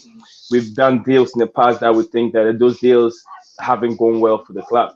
Players like Papa Ducha Boji or whatever his name is, and Jilaboji. spending Jilaboji, yeah, and spending over 40 million on Bakayoko, drink Bakayoko, water, drink who water. never drink water, and all those Baba Rahman and all those people. So before, Chelsea are doing their deals in a different way, to the extent that they will assess you, they will get a loan from you, and with an option to buy only if it goes on well. So I'm very happy with the option of having Saul. I call him Saul Chicken Nugget, because I don't see what he's doing. So I call him. He's just good thing that we didn't even buy him outright. We just got him on loan, pay his wages, and then in the summer we send him back. The same thing, we're having so many multiple links from Barcelona, and also another one from Luca Digne from Everton. Everyone will say anything is better than Alonso. Yeah, Alonso wouldn't be able to carry us through the entire season. We need someone to come in ASAP in January and be able to help us continue the rest of the season, because Alonso will not cut the line. Alonso alone will not cut the line. But I believe that they're not buying, like you said, we are we have debt. We have to pay them. Buying Going in and buying a player outright will be another loss to the club. So assess the players. January is not the time for you to go and buy a player outright, because you don't know how he's going to fail coming into a new country, trying to adapt to the culture and trying to adapt to the style of football of that country. So January is the worst time to do a very big, huge deal. In the past we've done so many deals in January which never go our way. So I think Fernando Torres, I believe he came in January. If I should be right, I'm not so sure of that, but someone said he came in January. Maybe my brothers on the stream Yeah, will yeah, clarify that. So yeah, yeah, yeah. He came in January, a 50 million transfer back in 2011. so yeah, January is not the right time to do deals. So I believe that if you have to guess the junior desk for right back, as Reece James is also injured, he walk off the pitch with crutches. So it means that Reece James will not be available for our next game against Liverpool. That is another huge problem. Another huge problem. Ruben is going through COVID. He's going through another injury. We have Timo Werner. We're not so sure about Timo Werner. So it looks like once we're trying to have almost about 70% of our team back, then another one falls short again. Yeah. Injury comes in again. Then one of our first 11 also walk out. Then you have to bring a mediocre player to come and fill in that gap. And it's people pointing fingers at Thomas Tuchel. I said, no, dude, this guy has been there for only 10 months. Yeah. What's his name? Pep Guardiola has been in the team for 6 years. Liverpool coach has been there for how long? Almost 5 years. 5 years. Yeah. This guy has been there for only 10 months, not even 18 months. That is how far a Chelsea coach can get. 18 months, then he's been sacked. So let's hope that it doesn't happen to Thomas Tuchel. He need to stop complaining also. I keep saying he's been a childish. He need to stop complaining and work with what he has. He has to choose his choice of words very well when he's being interviewed, and then say what he think he has to work with, but not always complaining. I need 5 sub. It's not going to happen. 5 substitution won't happen. Also, they're not going to postpone your games like you think. It won't happen. It will not happen. You have academy players, bring them in. That's the law right now. So, Nick, is it Nick connection issues? Oh, okay. So Yeah. it looks Nick like seems to be having some connection issues. Not sure, but all right. Yeah, and one thing, since we're talking about Liverpool game as well, Aniruddha, do you want to give your thoughts about your team availability first for the Liverpool game? huh, Um, or Liverpool. Yeah, we can directly ask from a Liverpool fan. What is your team availability now? Do you have uh, everyone back? from the looks of it, yes. Robertson might still Like, be what do you want? gone. Robertson might still be gone because of the red card that he got against Spurs. Uh, we, as of this moment, we have. Uh, I was reading this, by the way, so it looks like where's this? Yeah, there are a few things which happen.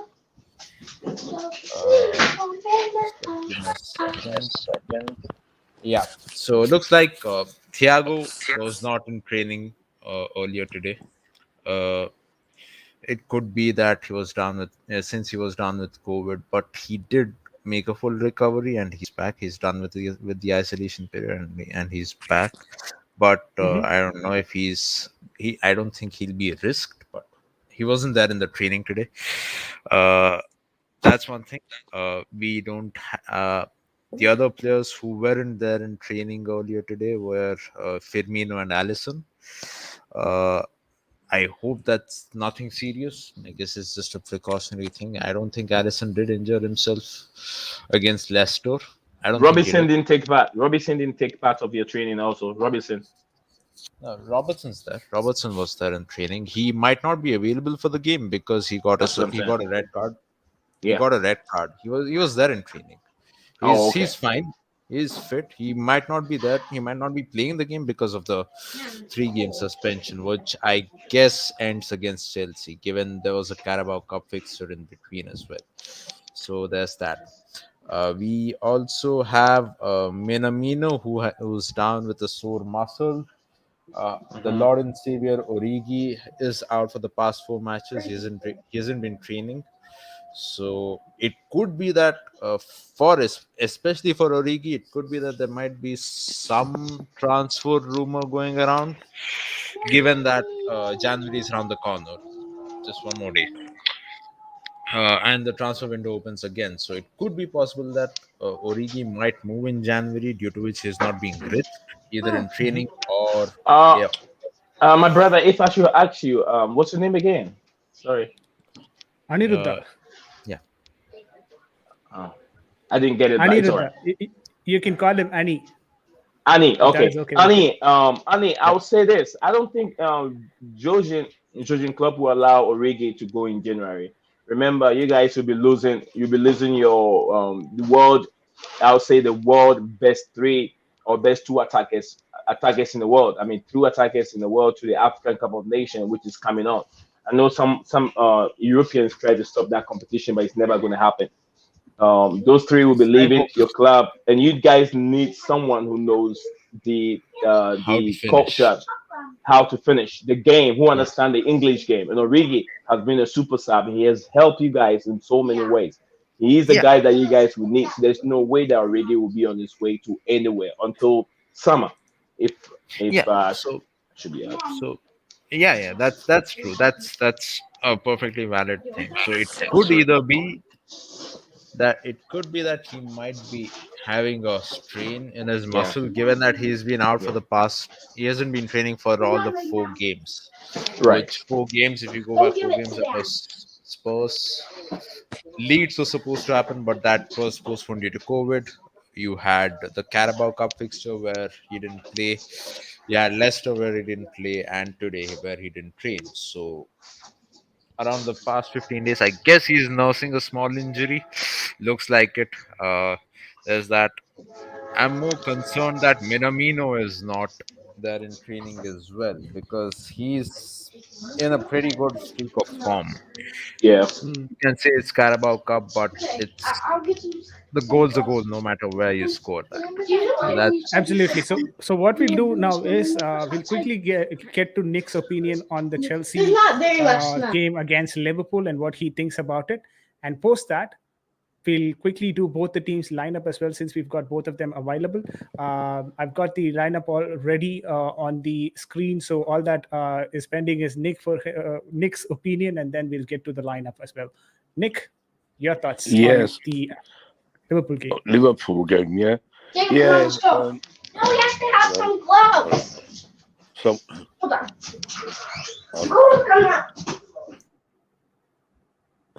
uh, I, can you hear me? I was Yeah, hearing yeah. things I in the think that background. I think that was from Nizion's end. He's got his hits. I mean, he's got his kids around, so I guess there's a bit Oh of yeah. background noise there.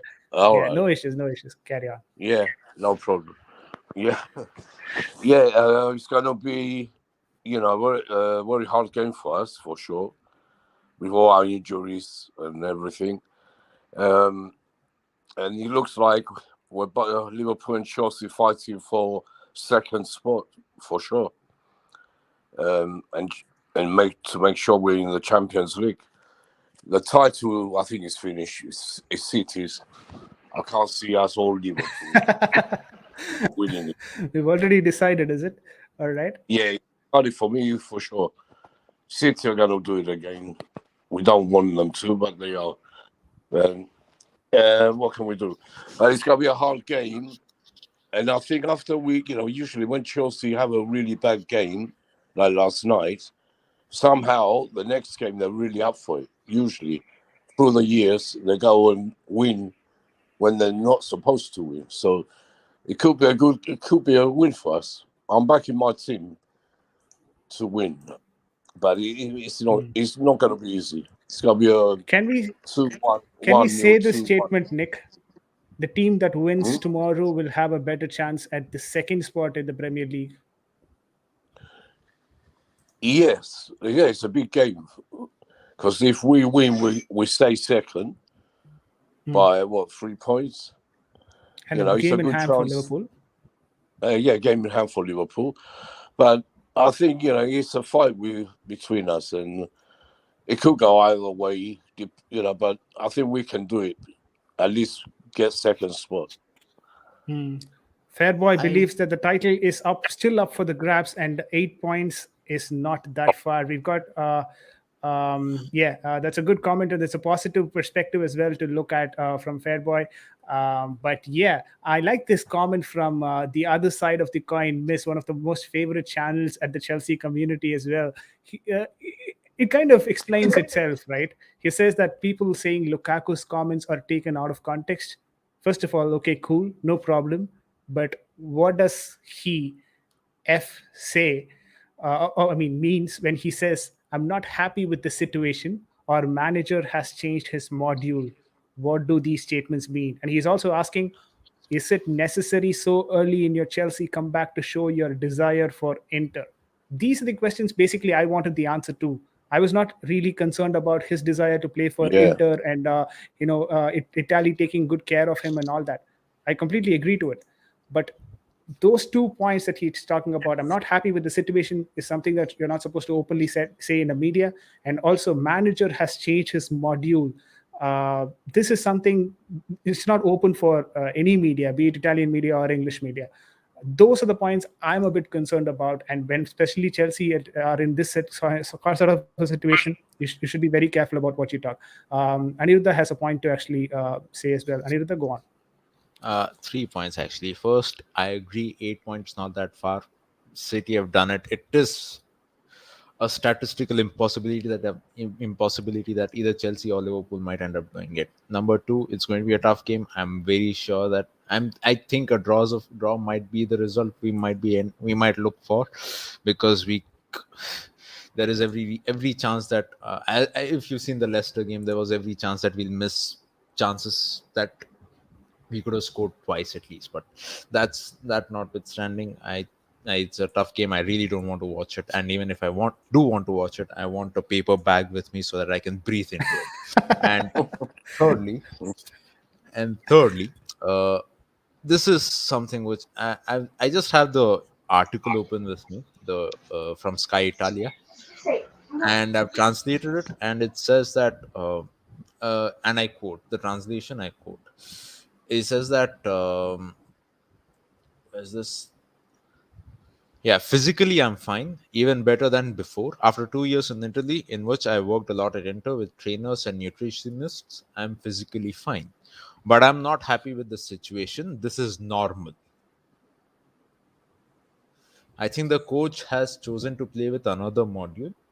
I just have to not give up and continue to work and be a professional. I'm not happy with the situation, but again, the pardon the literal translation of this, but it says that I am a worker and I must not give up. So that's what the actual translation was. And I mean, the sense with every media outlet, be it anywhere in the world, is to try and sensationalize things. So they've missed out one statement which says that this is normal. It is possible. Again, I'm not saying that this statement should not have been made. I mean, he has every right to air out his opinion, but it should not undermine the manager who's already under a lot of pressure. He is technically, what he said that I know what the situation is, and I'm not happy that this is going on with me. But at the same time, I'm need to be professional and need to get on with it. But That's maybe he could have also talked about the injury, yeah. his He own he, injury. he should have. He's He not should happy have. with that situation. Yeah. He should have. Yeah, he should. It should have been. He was talking about these injuries, plus Yeah, Hmm. COVID and everything he had. That's what he's talking about, Maybe VJ. he's not happy with that, and it makes more sense if you think from it from that aspect. I mean, he's not happy with whatever has happened to him, and the manager at this point in time has a different system that yeah, he is adapting because he's playing without him, right? possibly. Yeah, And this, that is a very good explanation for it, and I don't understand why people have to be so much reactionary about it, including a lot of us as well. When we heard about it, we didn't have full context to it, and what we heard was Lukaku doesn't want to play for Chelsea. That's not how we have to, But think the about it. Lukaku loves Chelsea. He's a Chelsea boy. Hmm. Nizion, were you doing the same thing with your stream, where we had a lot of people reactionary and you had to calm them down? Is that how it went? Absolutely, absolutely. If you guys haven't watched my video, find some time and watch it. You know what? I've grown and I've learned enough to the point that I don't really watch some of these Chelsea content creators anymore who call themselves to be the big channels. The reason why I'm saying this is they are very reactionary. They don't really listen to the contents behind every statement that is being made. I'm very happy my brother up there who went up and said there are certain keywords in the statement. One of them will be situation. There are so many situations in contrary to that statement. And then normal, the word normal, which is normal. I could ask myself, or even I could ask you, VJ. Imagine you put yourself, you wake up early in the morning and you did your thumbnails and then started your stream, your description of your stream, and then put everything up there. But then you couldn't have so many subscribers, or maybe too many people watching your stream. You get Hmm. what I mean? You get frustrated, you get angry, right? That, Yeah, but we, at the we have to moment, deal with it day in, day out. day in day on, which is Yeah. normal for you, right? Which is normal. It is Mm. normal, right? Mm. That's the phrase over there, normal. And then the situation could be at the time you're not happy, so you release your frustration out, because it could be that the situation there could be you getting injury all the time. Whenever you get ready, you come on the pitch, you can't score goals. You're playing with mediocre players. You're playing with mediocre players like Calamos Nodoy, whilst you were in Inter Milan, play with this guy from Argentina. What's his name? This very fast Lautaro player, Martinez. Latino Martinez. Lautaro Martinez. Yeah. Mm. Yes, you play with good players, good defenders from Inter Milan. They were feeding you with nice balls, and Hakim. you were running into the channels to get these balls. But look at the players you're playing with. So you're definitely going to be frustrated. You're not happy because you're not playing with players that will feed you very well to be able to get goals. When he was at Italy, he was scoring almost every two games. He was scoring every 2 games. He was scoring. Now he's at Chelsea. The situation is not favoring him, and he's upset. But it doesn't mean that he doesn't want to play. It doesn't mean that he doesn't want to play for Chelsea. Look, matter of fact, he won the Scudetto with Italy. Why would he leave the Italian giants and even did not say goodbye to the people? The Italians are very angry because he hasn't finished business with Chelsea. That is why he left Italy and came to Chelsea. So that alone is a plus. So if you are over there watching, looking at this interview without knowing the context and without knowing the questions that were being asked to Lukaku, and you just judge him on it, I'll tell you, man, you need to look at what you're reading, because you're not feeding the fans very well with the right news. Yeah, right information. Definitely. Right to information is something, and right information to be provided is also media's job and responsibility. And as a journalist, they should be doing that. Before coming to Aniruddha, I just want to quickly read that comment from Fairboy as well. He says people should keep in mind that a player like Lukaku is not a native English speaker. So at times, we need to try and understand what he actually meant when he makes those statements. Absolutely right. He's a Belgian. He speaks a Belgian tongue. Of course, he's learned Italian. He's learned English, but those are Yeah, he not speaks his English native very well. tongue. He speaks English very well. Yeah, but still, you see, I speak English very well, but that's not my native tongue as well, right? So I tend to make those grammatical errors. I might not be as fluent in the language like how Nizian is or Nick Blue is. Those are people who are native speakers of the language. They know how to put those actuals into the statement and do it. it cannot be like me. I still struggle with my language because that's not my native language. Having said that, I Yes. come to Aniruddha, who's been waiting to put some point there. Aniruddha, go on. Yeah, this relates to the point Lizion made a couple of minutes back, which says that this is a continuation of the interview itself, and this is the translation provided by Google. And just for the sake of clarity, other Yeah. translating services are available. Nick, I guess you'd be more aware of this statement. Uh, if I close my eyes and think back to a few months ago, it seems like a lifetime, right? Everything has passed. I think everything that happened was not supposed to happen like this. How I left Inter, how I communicated with the fans, this bothers me because it is not the right time now. But even when I left, it was not the right time. Now I think it is right to speak because I have always said that I have Inter in my heart. I will return to play there. I really hope so. I'm in love with Italy. This is rightly the time to talk and let people know what really happened without speaking ill of people because I'm not like that. So it is whatever interest that this man has mentioned of going to Inter again. Maybe Yes. in the future, yes. In the Yeah, of future, course, that's what he's talking, Andy. That's what he's talking about. Like I said, one day he wants to go back, like Hazard used to say. One day I want to go to Real Madrid, and he did. But at the end of his career, he's not going to nowhere now. He loves Chelsea. Me, I know that. That's 100%. I know he does. But there's some and fans that don't realize. yeah, and finally, this is And the the last. let me say one more thing, and it's the fans who didn't want him in the first place are the ones who are taking all these serious out. Lukaku, this, he throw him out. He's this, he's that. Already, all this rubbish on the streams and everything I see is unbelievable. And because these fans, they wanted Haaland. They wanted Haaland instead of Yeah. Lukaku. And that's why they're talking all this rubbish now. They have a chance to attack Lukaku, which I found it disgusting.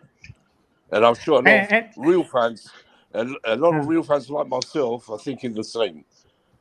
mm, And they're going to be in the bad waters when the truth comes out because they'll be hiding. mm.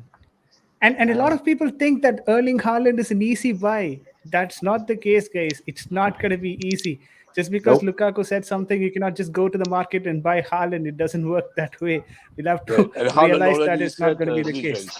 Haaland wants, he said he wants 500,000 a week. We're not going to give See, that money. it's Salah's Yeah, and it's Salah's requirement He in doesn't Liverpool, I even. believe. He's not even thinking about Chelsea. No, he said, I'll go anywhere. They give me 500,000 a week. That was Crazy. what It's he said crazy. yesterday. Very Yeah, of crazy. and course. And Lukaku and is better anyway. It's just so you show us what he's all. He's really about. It's been injured. It's been COVID. It's been every. Now he's coming back. You see the way he played the last two games. Yeah. So I hate this hate some of these fans have for our players. I mean, This Agreed. is I would disgusting. say who paid that kind of a money to a player who haven't even kicked a ball in the soil on the England soil before? Who does that? It's only Real Madrid and Manchester United that does this kind of deal. Pay $500,000 a week for a Yeah, player who don't even know the culture and how to play in England. It's only those countries or those teams that does something like that. But yeah. look, this is And what I this want to fan, say. yeah, yeah. Go ahead, Sorry, Absolutely, an Nick. please. important point that Nizion just mentioned.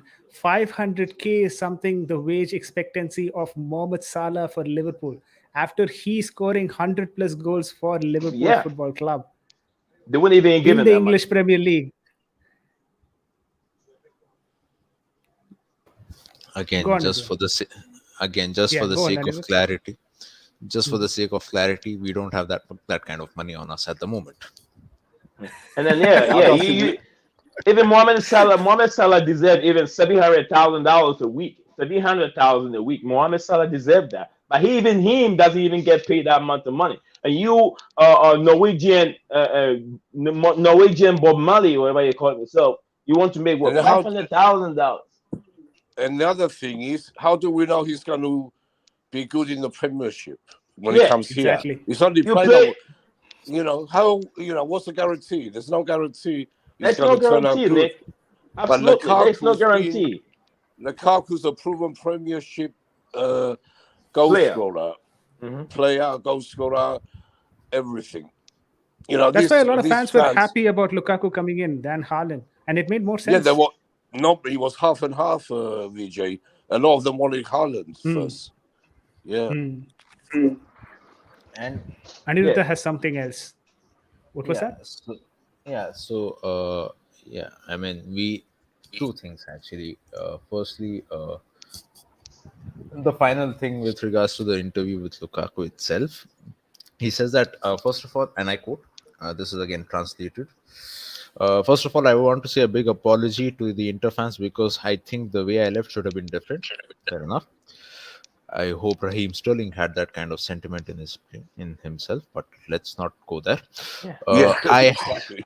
that's right. That's right. Yeah, he's right. He's yeah, right. The I had difference. Yeah, let him Go ahead, finish sorry. it. brother. Go on, Yeah, Aniruddha. Yeah, I had to talk to you first because the things you have done for me, for my family, for my mother, for my son, are things that remain for me in my life. I really hope, in the depths of my heart, to return to Inter, not at the end of my career, but at a level that is still good to hope to win more. So, I mean, maybe in the future, yes, when he's not 35, 36, somewhere around his see, peak time, yeah, 32, somewhere on that time. That's Yes. maybe he said. He's not saying he will. It's just that's what he's thinking about them. yeah. He has to say People, something good because the fans out there adore him. So he has to say something good to them. Yeah, You just a know. second. yeah, Aniruddha, do you have any more translation left there, or No, is it? I just had. Yeah, it's good. It's good. It's pretty much done. The other thing Mhm. is, yeah, that's pretty much it. And the second thing that I had in mind is with regards to the whole Haaland related situation. I'm glad that you didn't go there because there is a certain Mino Raiola on the sidelines waiting to fleece people. Yeah, Yeah, and his dad as well. Haaland has a dad fees as well yeah, yeah. attached to Alfie Mino Haaland. Raiola. of course. Alfie Haaland. Yeah, That's his name. Mm. Alfie Haaland. yeah, another Don't one. Yeah, don't say that name in front of Roy Keane. I'm pretty sure he might literally go there and break his leg once again. Yeah, I wish But he would. but I want to say this to you guys, Annie and then Nick. Look, when you guys said this, look, the guy felt that okay, I own Inter Milan an apology. So these things all has to be an apology. An apology is in there. He wants to apologize to the people that he did something wrong after the way he left Inter was not the right way to leave, which is very right. I'm sure if Courtois, if Courtois should have said the same thing to Chelsea fans, Yes. Real Madrid fans would be angry. That man, you are with Real Mm. Madrid. Why would you go to Chelsea and say this to Chelsea and say that to Chelsea? I'm sure the same thing happened to Eden Hazard when he came to Stamford Bridge after the game. He hugged some of the players and they were laughing. It went to Spanish media. It was everywhere that the guy is not serious. The guy is not this. He's concentrating on his Yeah. football. That's why he's playing shit and that kind of thing. And also, we should look at what Annie just said. He said something. I have Inter in heart. And then also over here, he says unfinished business with Chelsea. So over here, it looks like he's contradicting himself. But then he loved both clubs because the clubs have done something for him. This is a club that brought him to the limelight. The club that brought him to the limelight is Chelsea. And the club that really put him on the highest level is Inter Milan. So both teams have really done something for Romelu Lukaku in his life or in his career as a footballer. So people have to understand that aspect, but not to worry being so selfish about Chelsea alone and think that you don't own. Nobody owns Romelu Lukaku. Today he can say, "I'm not going to play for the club anymore." Now, what do you do? Mm. What do you do? Mm. What do you Yeah, do? we can't He's do gonna. nothing. You can't do nothing. You have to be relaxed and then just understand that he's human, just like me. When I get mad at my dad and mom, I just don't talk to them for a while because I'm upset. There's something wrong with me. So if Mm. something, probably this might It's, be easy, even this might be even easy. It'll make things going to go on well because whatever is bothering him in his heart is now out. so the guy can be free. Makes Yes. sense. Makes sense. I'll give my opinion towards the end. Nick Blue, do you want to go at it once Yeah. about this Inter Uh, comments in like specific? Lizzie nearly said it all. He's Yeah, absolutely right. I agree with him. And I told you, because these so-called fans of us wanted Haaland, they, yeah, coming up with all this rubbish.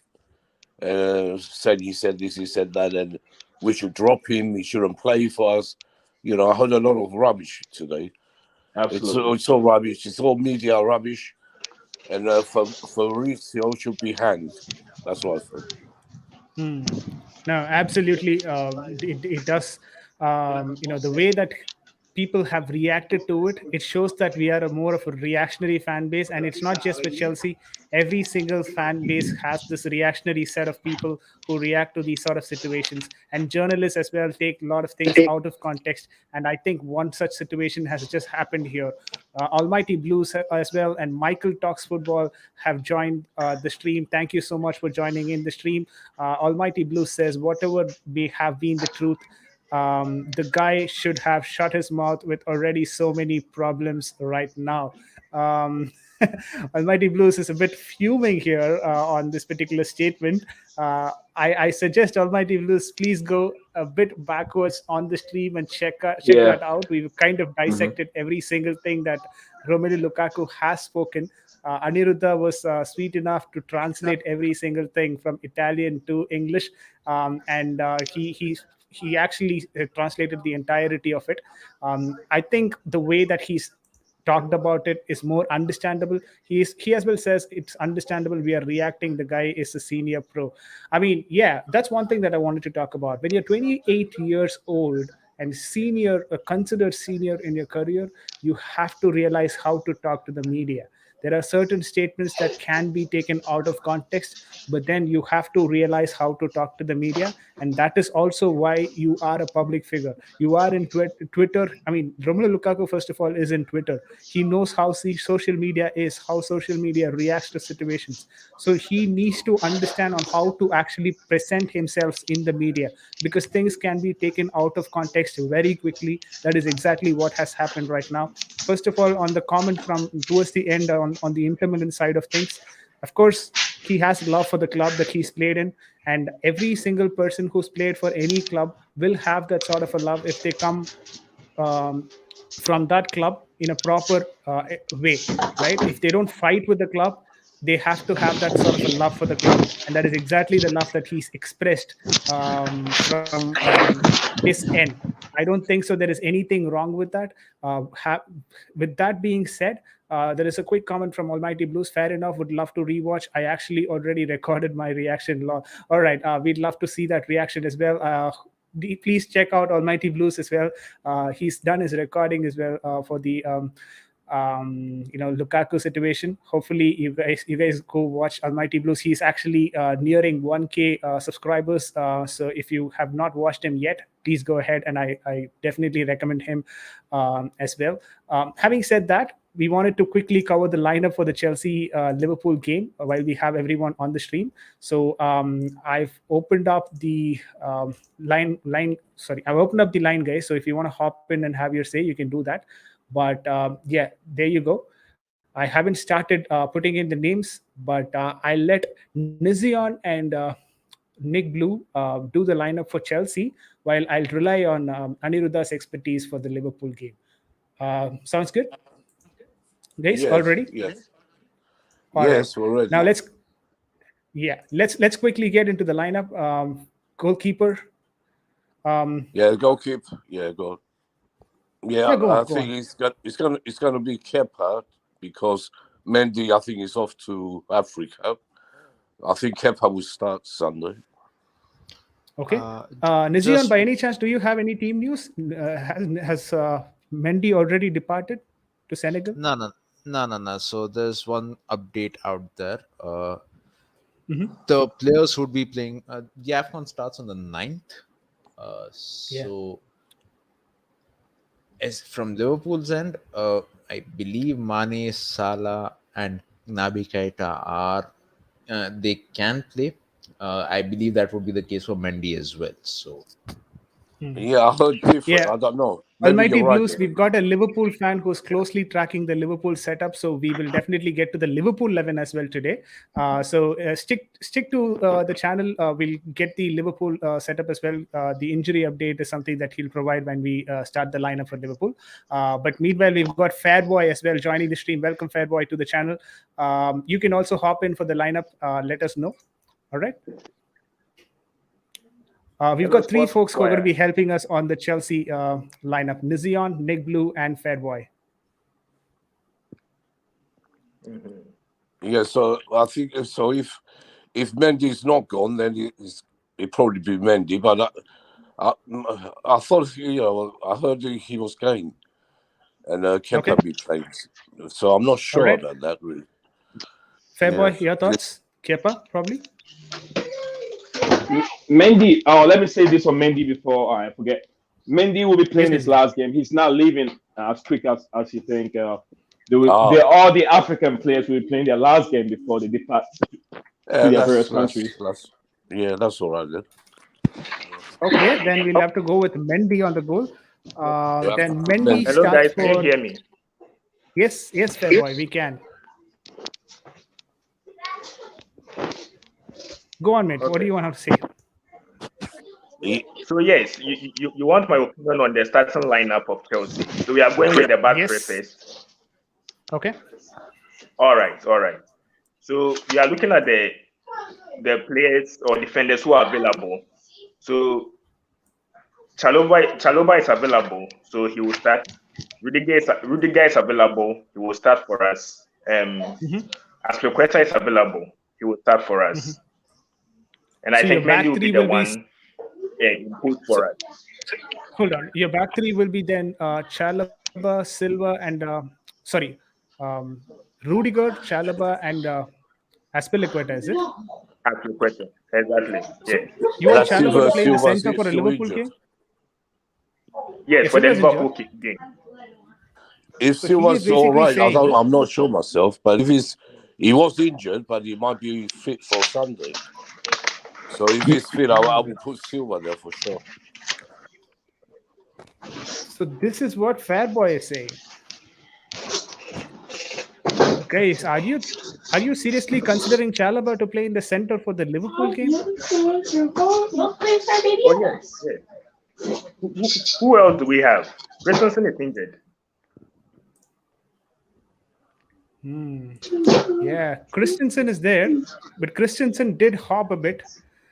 I'm not sure how fit he is. Forget he's out. He's out. Okay.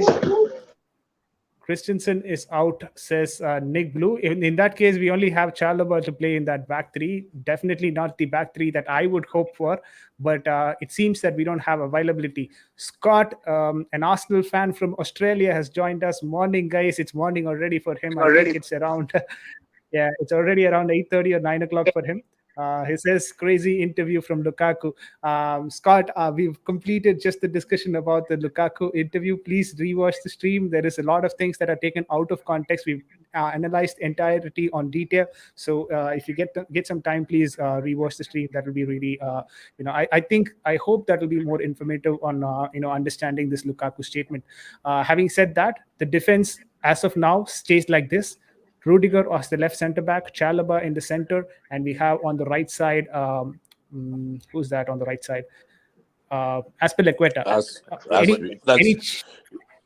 Yeah. I would any say, changes here, guys? Silva could play. It could be fit for Sunday.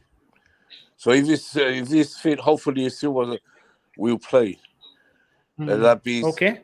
And if he does play, if Christensen's still out, we have Rudiger and Chalobah, and Aspie will be on the bench. If he's fit, we don't know for sure. Okay. Now we have the left wing back and right wing back situation. This time I'll go to Nizion. Nizion, your thoughts for the left wing back and right wing back? Oh, yeah. I think that Thiago Silva will still definitely play. I feel because we need more experience and more control in our back there. So I'll go with Rudiger, who's always fit. ready to play all the time, I'll go with Rudiger on the left hand side and Mendy in goal post, and I believe the return of Thiago Silva will be there. But on the right hand side, I'll go for the good defender as Pelequeta. All right. The wing backs, Nizion. The wing backs, yeah, the wing backs. I'm going for. As of now, Reece James is out right now, but Jesus Christ, I don't. We don't have a right wing back. We don't have a right wing back except Looks like Pulisic. We can Pulisic play. gonna have to play. Yeah. Should we play it Yes, like we can this? play a then? winger there. Should we play it like this? And as Pelequeta up front, yeah, we can do that. Yeah, Aspi is capable of playing that position. So yeah, that makes a lot of sense. Chaloba can play in the back three, whilst we put Aspilicueta up front, close to whoever plays up there. Yeah, but let's remember this only works when Silva is fit. Hopefully he is. But on the left flank. On the left flank, let's wing Alonso. Alonso. All right. Yeah. That makes sense. Fairboy on the double pivot. And if you have any concerns On with the the wing double backs, pivot. let us know. It's a hard one. Obviously, it's not. N'Golo It's not. Wait, I'm coming. Kante would make it. But the next one will be between Jorginho and Kovacic. Okay. Jorginho and Kovacic. I'll play Jorginho ahead. No, Kovacic ahead of Jorginho. I'll play Kovacic ahead of Jorginho. What about Kante? Yes. I feel like Kovacic and Kante plays together to provide us with some sort of physicality. Yeah. You understand? I agree that because Jorginho does not offer that much. Jorginho is very tired. You can see the other day he was like run down of batteries. He was dead. I think he's overplayed. I think it'd be Kante and Kovacic. Okay, mixed opinions there. Kovacic and Jorginho says Fairboy. Nick Blue says Kante and Kovacic. Kante and Kovacic is a different mix. I'm not sure if they both can play successfully together. Vijay, Fairboy, you wanted to say something? Yeah. I chose Kovacic and Kante. Oh, you said Kovacic and Kante. All right. Exactly. But have we ever played with this combination? That's what I'm worried about. This Yeah, but combination the thing is, Vijay, Jorginho is too tired to play. He couldn't even move yesterday. Yeah, we can't play. He has to have a rest. Vijay, you were asking about better to have a fit Jorginho with Kante or Jorginho with Kovacic when he's fit, but he's not. So he has to be Kovacic and Kante. No, my concern is Liverpool game the right game for Jorginho to take rest, and also Kovacic and Kante, if they play in the double pivot, they mostly will be most of the time out of position. That's what I'm a bit concerned about. Fairboy, your thoughts? Yes, Vijay, you asked about if this combination has played before. Of course, it has played before. You remember our game against them, Atletico Madrid last season? The 2-0 we scored them. They were the double pivots. So they played before. I believe they can play. Okay. They can play it again. Yeah. All right. Hopefully that works out for us, but it's a bit of a gamble that we're going for. And now comes the most important, selection and a selection dilemma as well, because none of them are actually performing in that wing side. So let's go for the wings first of all. I think this is fair and straightforward. Lukaku probably will start, but if you guys have another reservation for this one.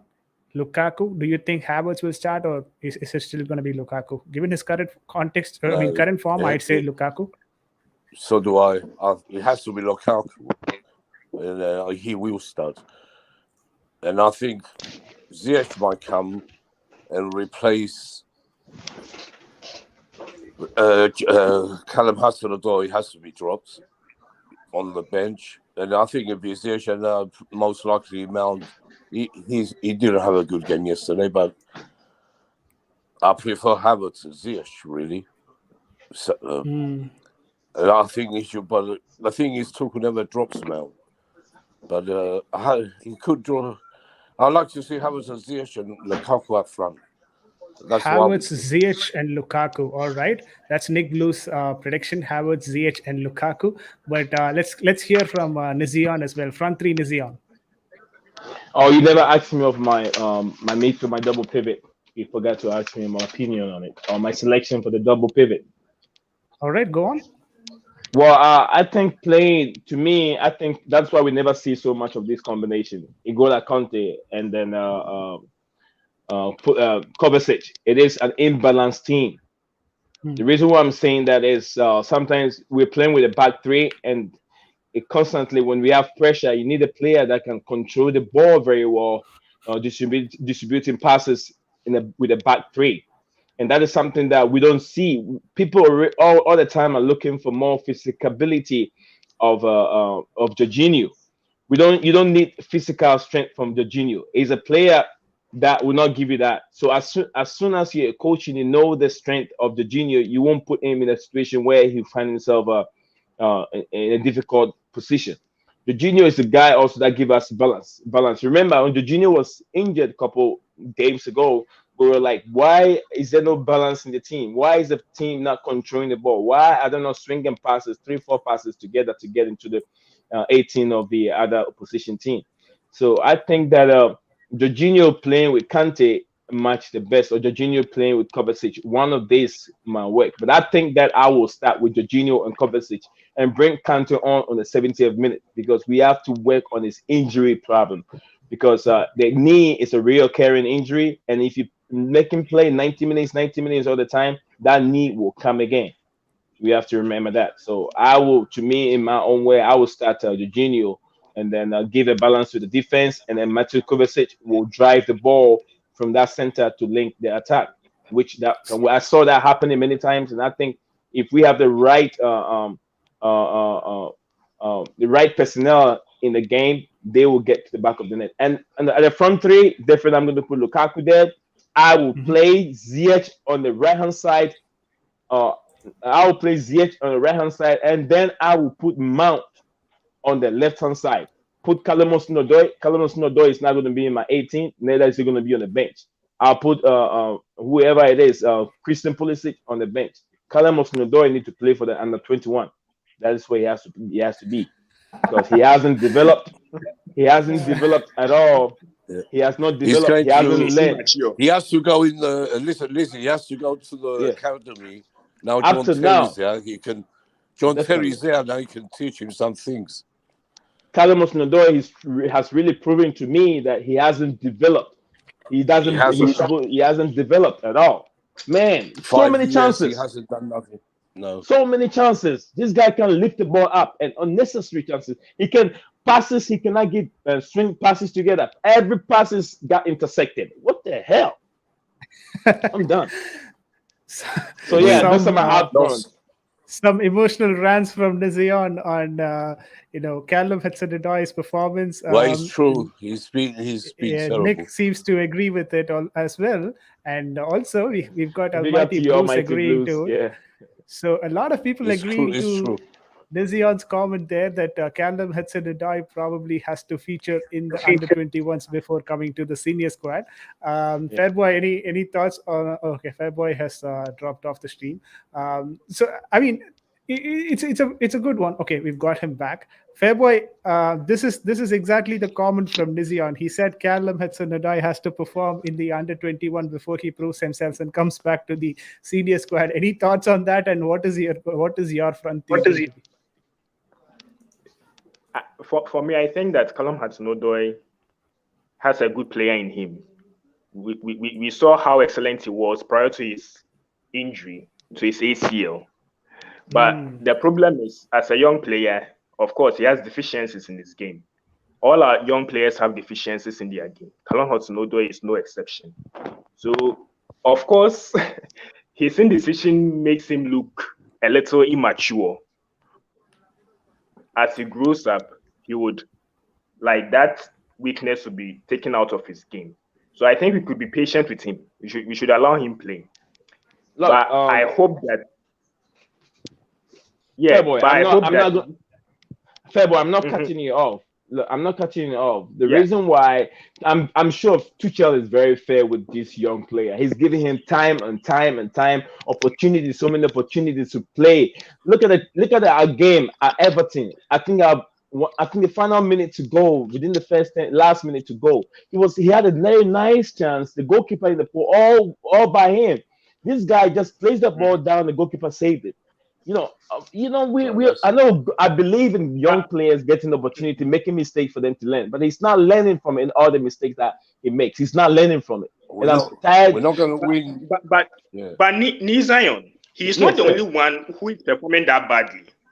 Mount is also one of Mount's been those. bad as well. Most Yes, you're players are right. not even performing well in front of I, goals. In I front of the understand, but goal. Callum's opportunity that he'll be missing is too much. Mount will never miss those chances. Mount will never miss those chances. Callum opportunity is too much. It's Again, only guys, one miss. Yeah, one thing it's which only we one. keep forgetting is even if Mount misses the chance, he's still the leading Premier League goal scorer for Chelsea this season. So he's There doing you go. something right. Okay, yeah, that's true. That's fair. That's fair. That's fair on Mount. That's true. But And I think someone like Callum, Hmm.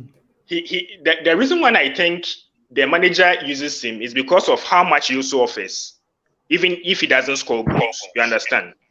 At least he has some creativity in him. That is why I'm not saying that for me I'll use him, but that is why perhaps the coach usually use him because of certain extra elements in his game that he has. That is why he keeps using him, aside from his goals. You I don't know understand? what Thomas I Tuchel don't sees in think. him. Yeah, Sorry, go on, for Fabo. interrupting, but So yes, I don't think that Callum should be. Am I lagging? No, Yeah. you're So not. I Go don't ahead. think that Callum should be.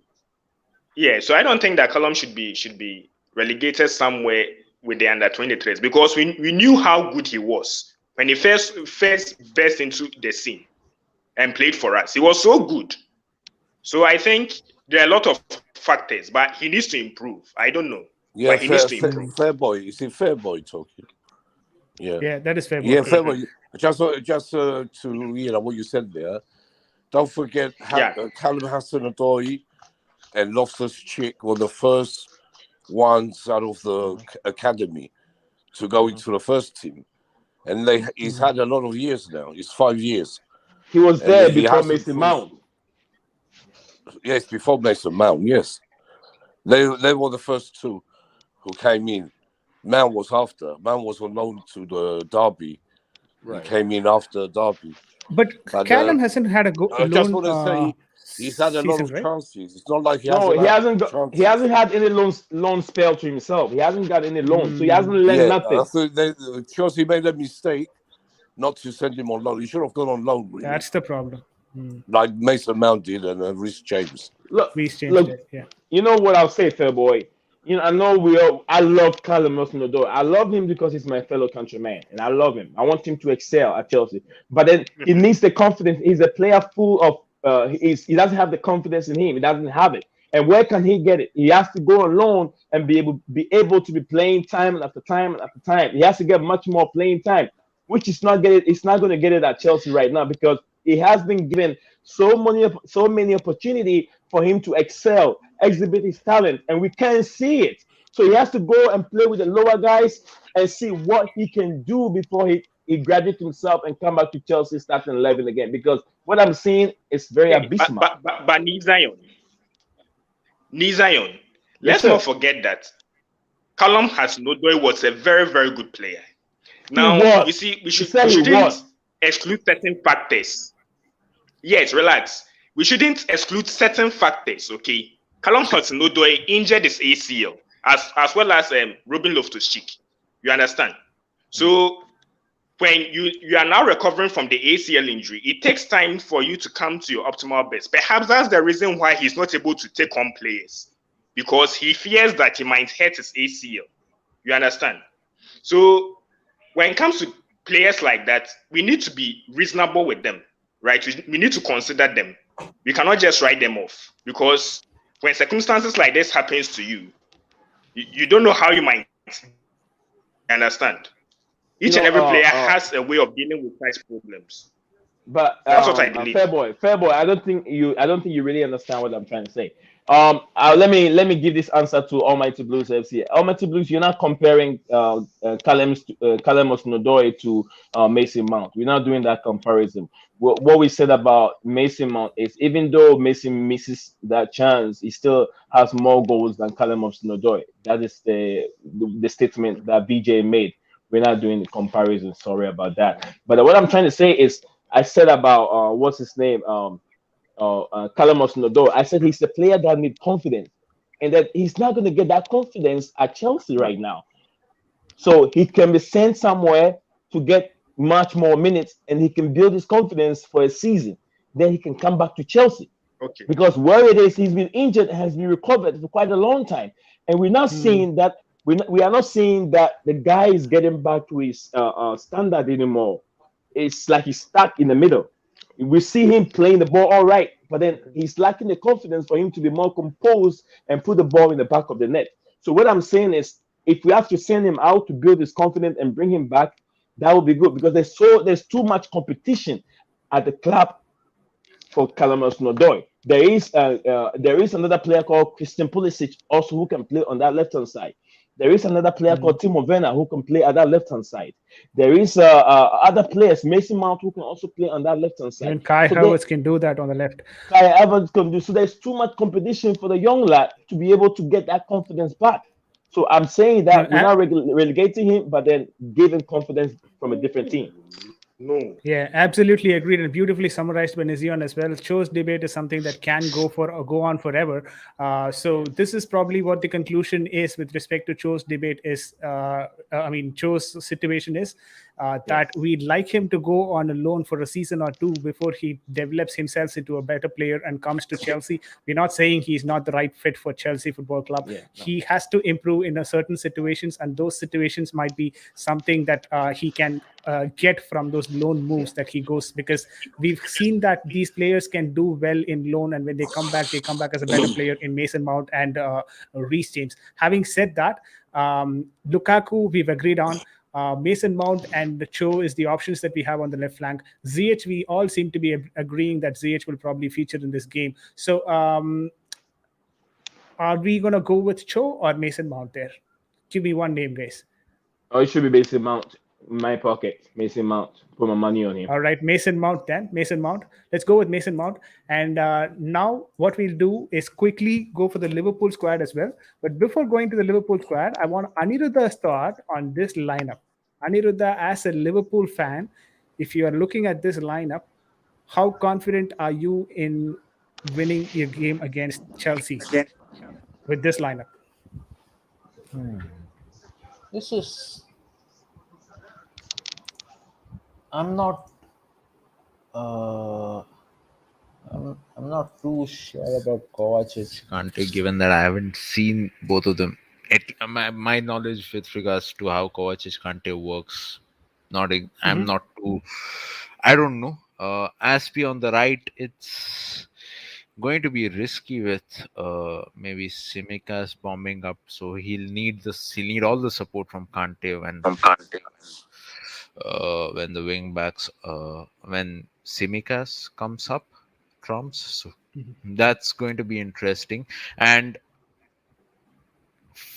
I would only hope that Alonso is equally adept at tracking back as he is going forward, because if he doesn't track back, that left hand side of Chelsea, which is Liverpool's right, is I mean, as a lot of people say, hope kills you. Alonso kills us every week because he doesn't have that sort of an ability to track back.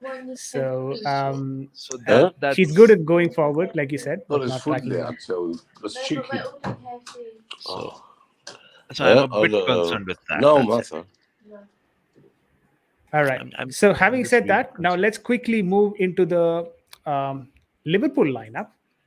First time we're doing a Liverpool lineup on our stream as well, but just because we've got Aniruddha here, we thought, why not get his opinion? Aniruddha, 4-3-3, is it? Yes, 4-3-3 with. Pretty sure you don't want to see blue shirts there. Change it now. Yeah. Mm. 4-3-3 with. I don't know how was the status with Allison, given that he hadn't trained earlier. I hope it's nothing severe, but it's either Allison or Quavin Kelleher right there, so you can just say Allison out there, so we can just Yeah, we had a fix. question from Almighty Blues as well. Is Allison fit enough to play the game? So We don't know. Uh, I don't think it's anything severe. He hasn't trained today. So didn't Firmino as well. So that's interesting. So I would still say that Allison, if it is a COVID-induced absence, there's nothing that we can do in such a situation. I hope not. Uh, so I would say Allison slash Kelleher out there, because we have done the work of. I don't think Adrian's gonna feature. Thank God for that. Yeah, so it's Keller. oh, Kelleher. doesn't matter, whatever it is. It Yeah, doesn't matter. no, Who no, no cares? problem. No problem there. So the right back's Trent. Obviously, All he's, right, right back Trent. yeah, Trent out there. Uh, it's the center mid partnership is something I'm going to go out on the left field here. It's going to be Konate and Van Dyke. Uh, yeah, yeah. Player number two is VVD. Player number two is that's Van Dyke, and the other one is Konate. The reason why I say Konate is because Matip isn't physical. He's a better defender, yes, but if Lukaku is going to start, we need to have Konate up there because I in distinctly the recollect the last game that you guys played with us. You guys had the VVD Matip combination. It seemed to be working fine. You kept Lukaku quiet in the game. yeah, but that's under the pretext that it was 11 on 10 for the second half. So whatever impetus Lukaku might have had was mitigated by VVD and Matip. But I would still put Konate up here just because of the presence that guy brings in. Physically, he's done very well. Mm. Matip has that tendency of uh, not doing well with physical players. Lukaku was an exception. The match against Chelsea was an exception, but I would attribute it to the fact that Lukaku did not have a lot to do, Mm. given it was 11v10 for majority of the game, for the entirety of the second half. To be fair, so I would put in Konate here. So that's one thing, and the number four, it's Simicas. There's no other option because we don't have Robertson. Robertson's still suspended, and yeah, so that's that. So yeah, Make it yeah, KS, but and doesn't matter.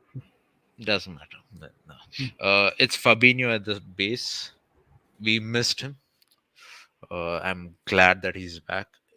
I would say player number seven is Henderson because he's got no. That's Fabinho. Yeah, that's Fabinho. And player number seven. This is Thiago.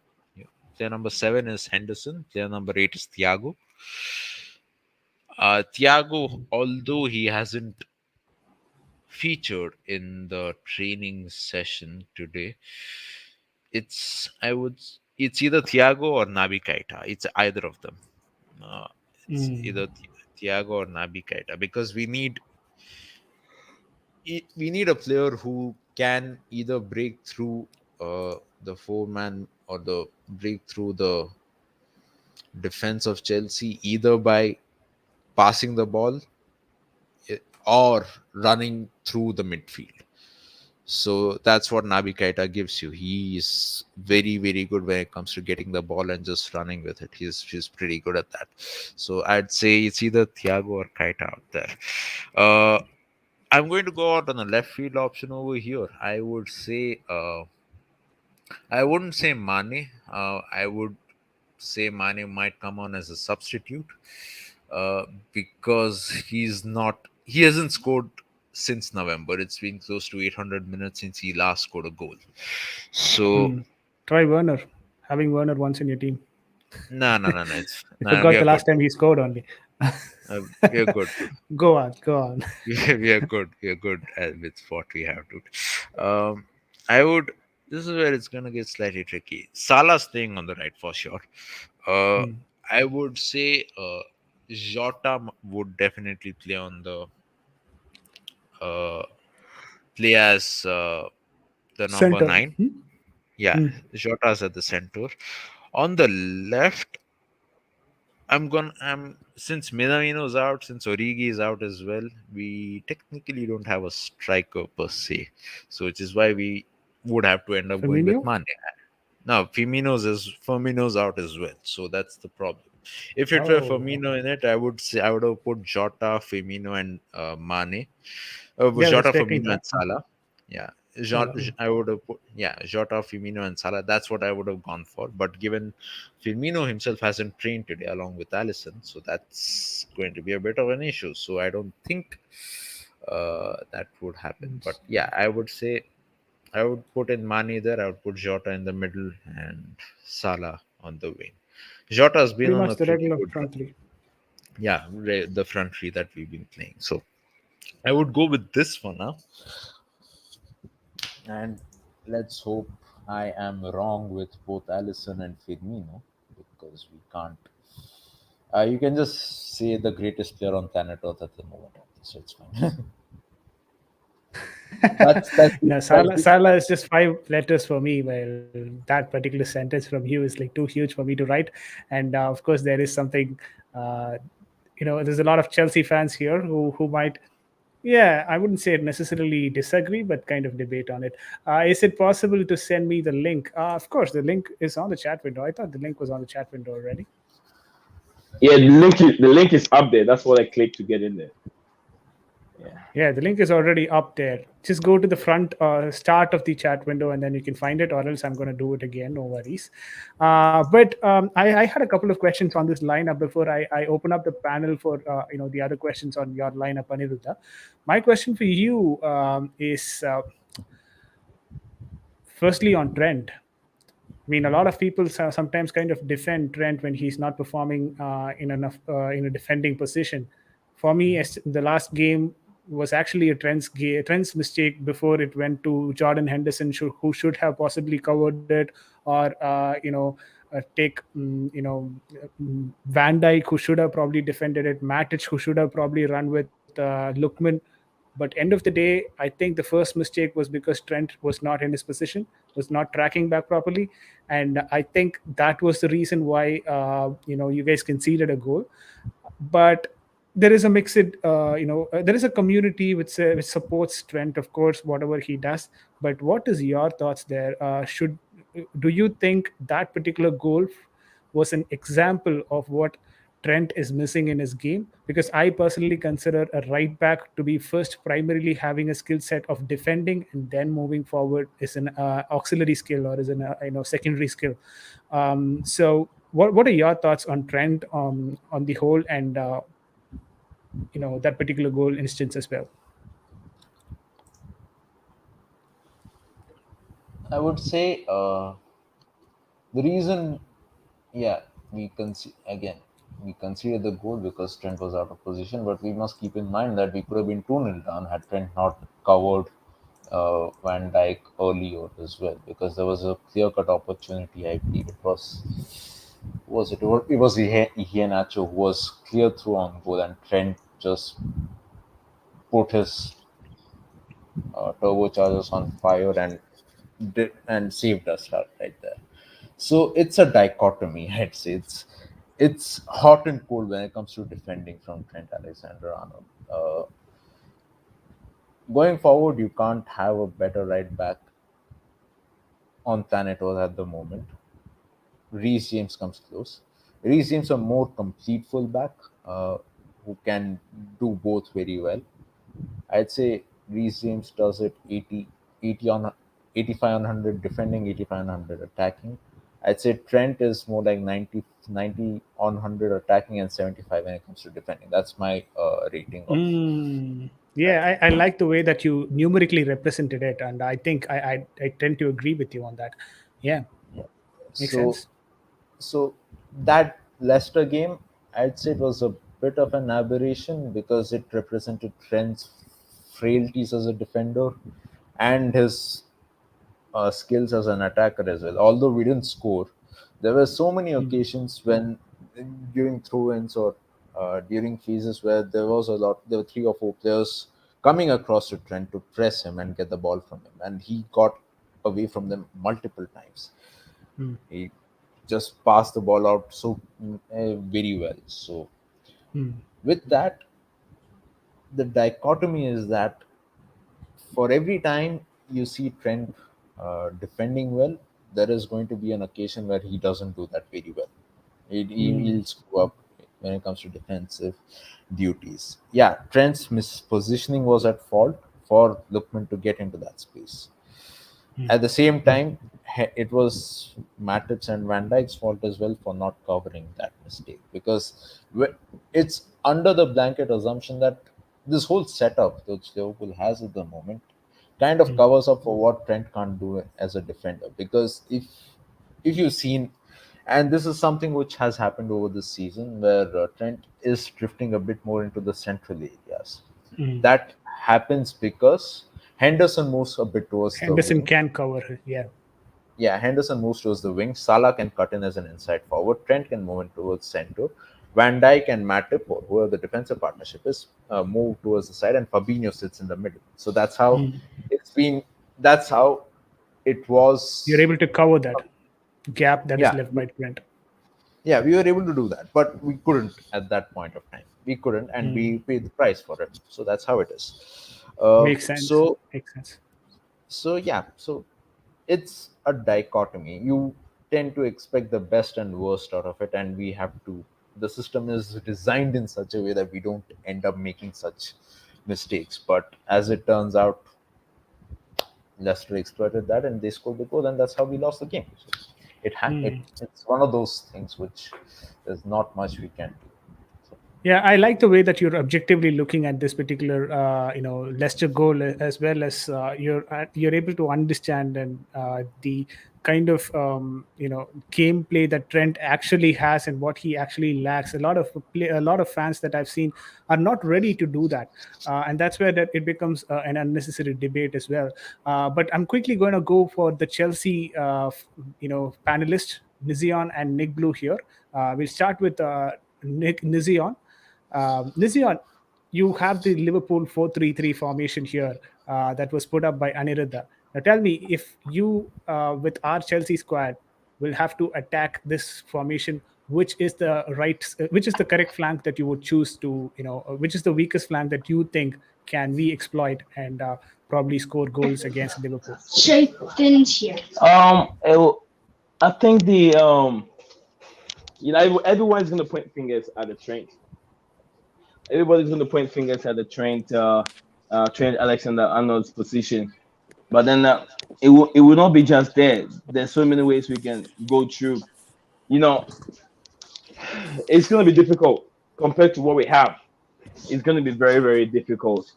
Because we've seen Van Dijk, but I'm not sure. Yeah, the Konate movement over there, I'm not so sure about that combination. He's a good player before coming to Liverpool, but I'm sure about the combination over there. It's better. Vijay, I'm having problems with I can't hear a thing. Something wrong with something's happened with my phone. I'll talk to you tomorrow when you're on stream again. All right, Nick. Sure. I Thank you can't for hear joining. words, so I'm just telling you. Have a good day. Hopefully, if you can see it in the replay, we acknowledge that. Yeah, Thank I you for can see, joining but I the stream. can't hear. Carry on. Yeah, carry on, Nizion. Sorry about that. Yeah, what I was saying is the combination of the center backs. I'm not so sure about that combination there because I'm used to seeing Van Dijk playing with Matic. Matic is more experienced than Konate, so playing in a high profile game like that, I prefer that Matic should be there. But other than that, there will be too much problem with this combination. So it's a place that we can explore. Pulisic, if Pulisic start this game or Hakim Ziyech start this game, then I'm telling you, Van Dijk and Konate will be in serious trouble. with the back, Thiago Silva, we should be able to handle Jota very well in aerially. When if Jota try, I know he's going to play as a false nine, but Jota will handle. I mean, Thiago Silva will handle Jota very, very well. Salah, Hmm. Rudiger, Rudiger can take care of him. Mane is not is the one that I'm not so sure, but I know Mane is very pacey, he's very fast. But Chalobah, if Chalobah plays over there, we are good. But if you put Aspilicueta, we're dead. That's what You're I'll gonna go. have some trouble. I'll go for. We're gonna have trouble. Yeah, no, makes a lot of sense. And Konate as well. I don't know why Aniruddha. I mean, he did have an explanation for Konate's situation, but then for me, Yeah, I personally felt in the Leicester game, Matic had one of the best games of his Liverpool career, I believe, because he was dribbling as though he was like a Rudiger in that game. He had one. I mean, we had the commentators say plenty of times he's playing like a midfielder, the Brazilian midfielders of old yeah. times. He did put up a very good performance, but over to Andirda, who had a point to make. Yeah. So there is definitely going to be some day where that man is eventually going to Beckenbauer his way through the defense of the opponents and score. There is definitely going to be a time and date and time for that. But the only reason why I put Konate instead of Matip over here is that I mean, now that I think about it,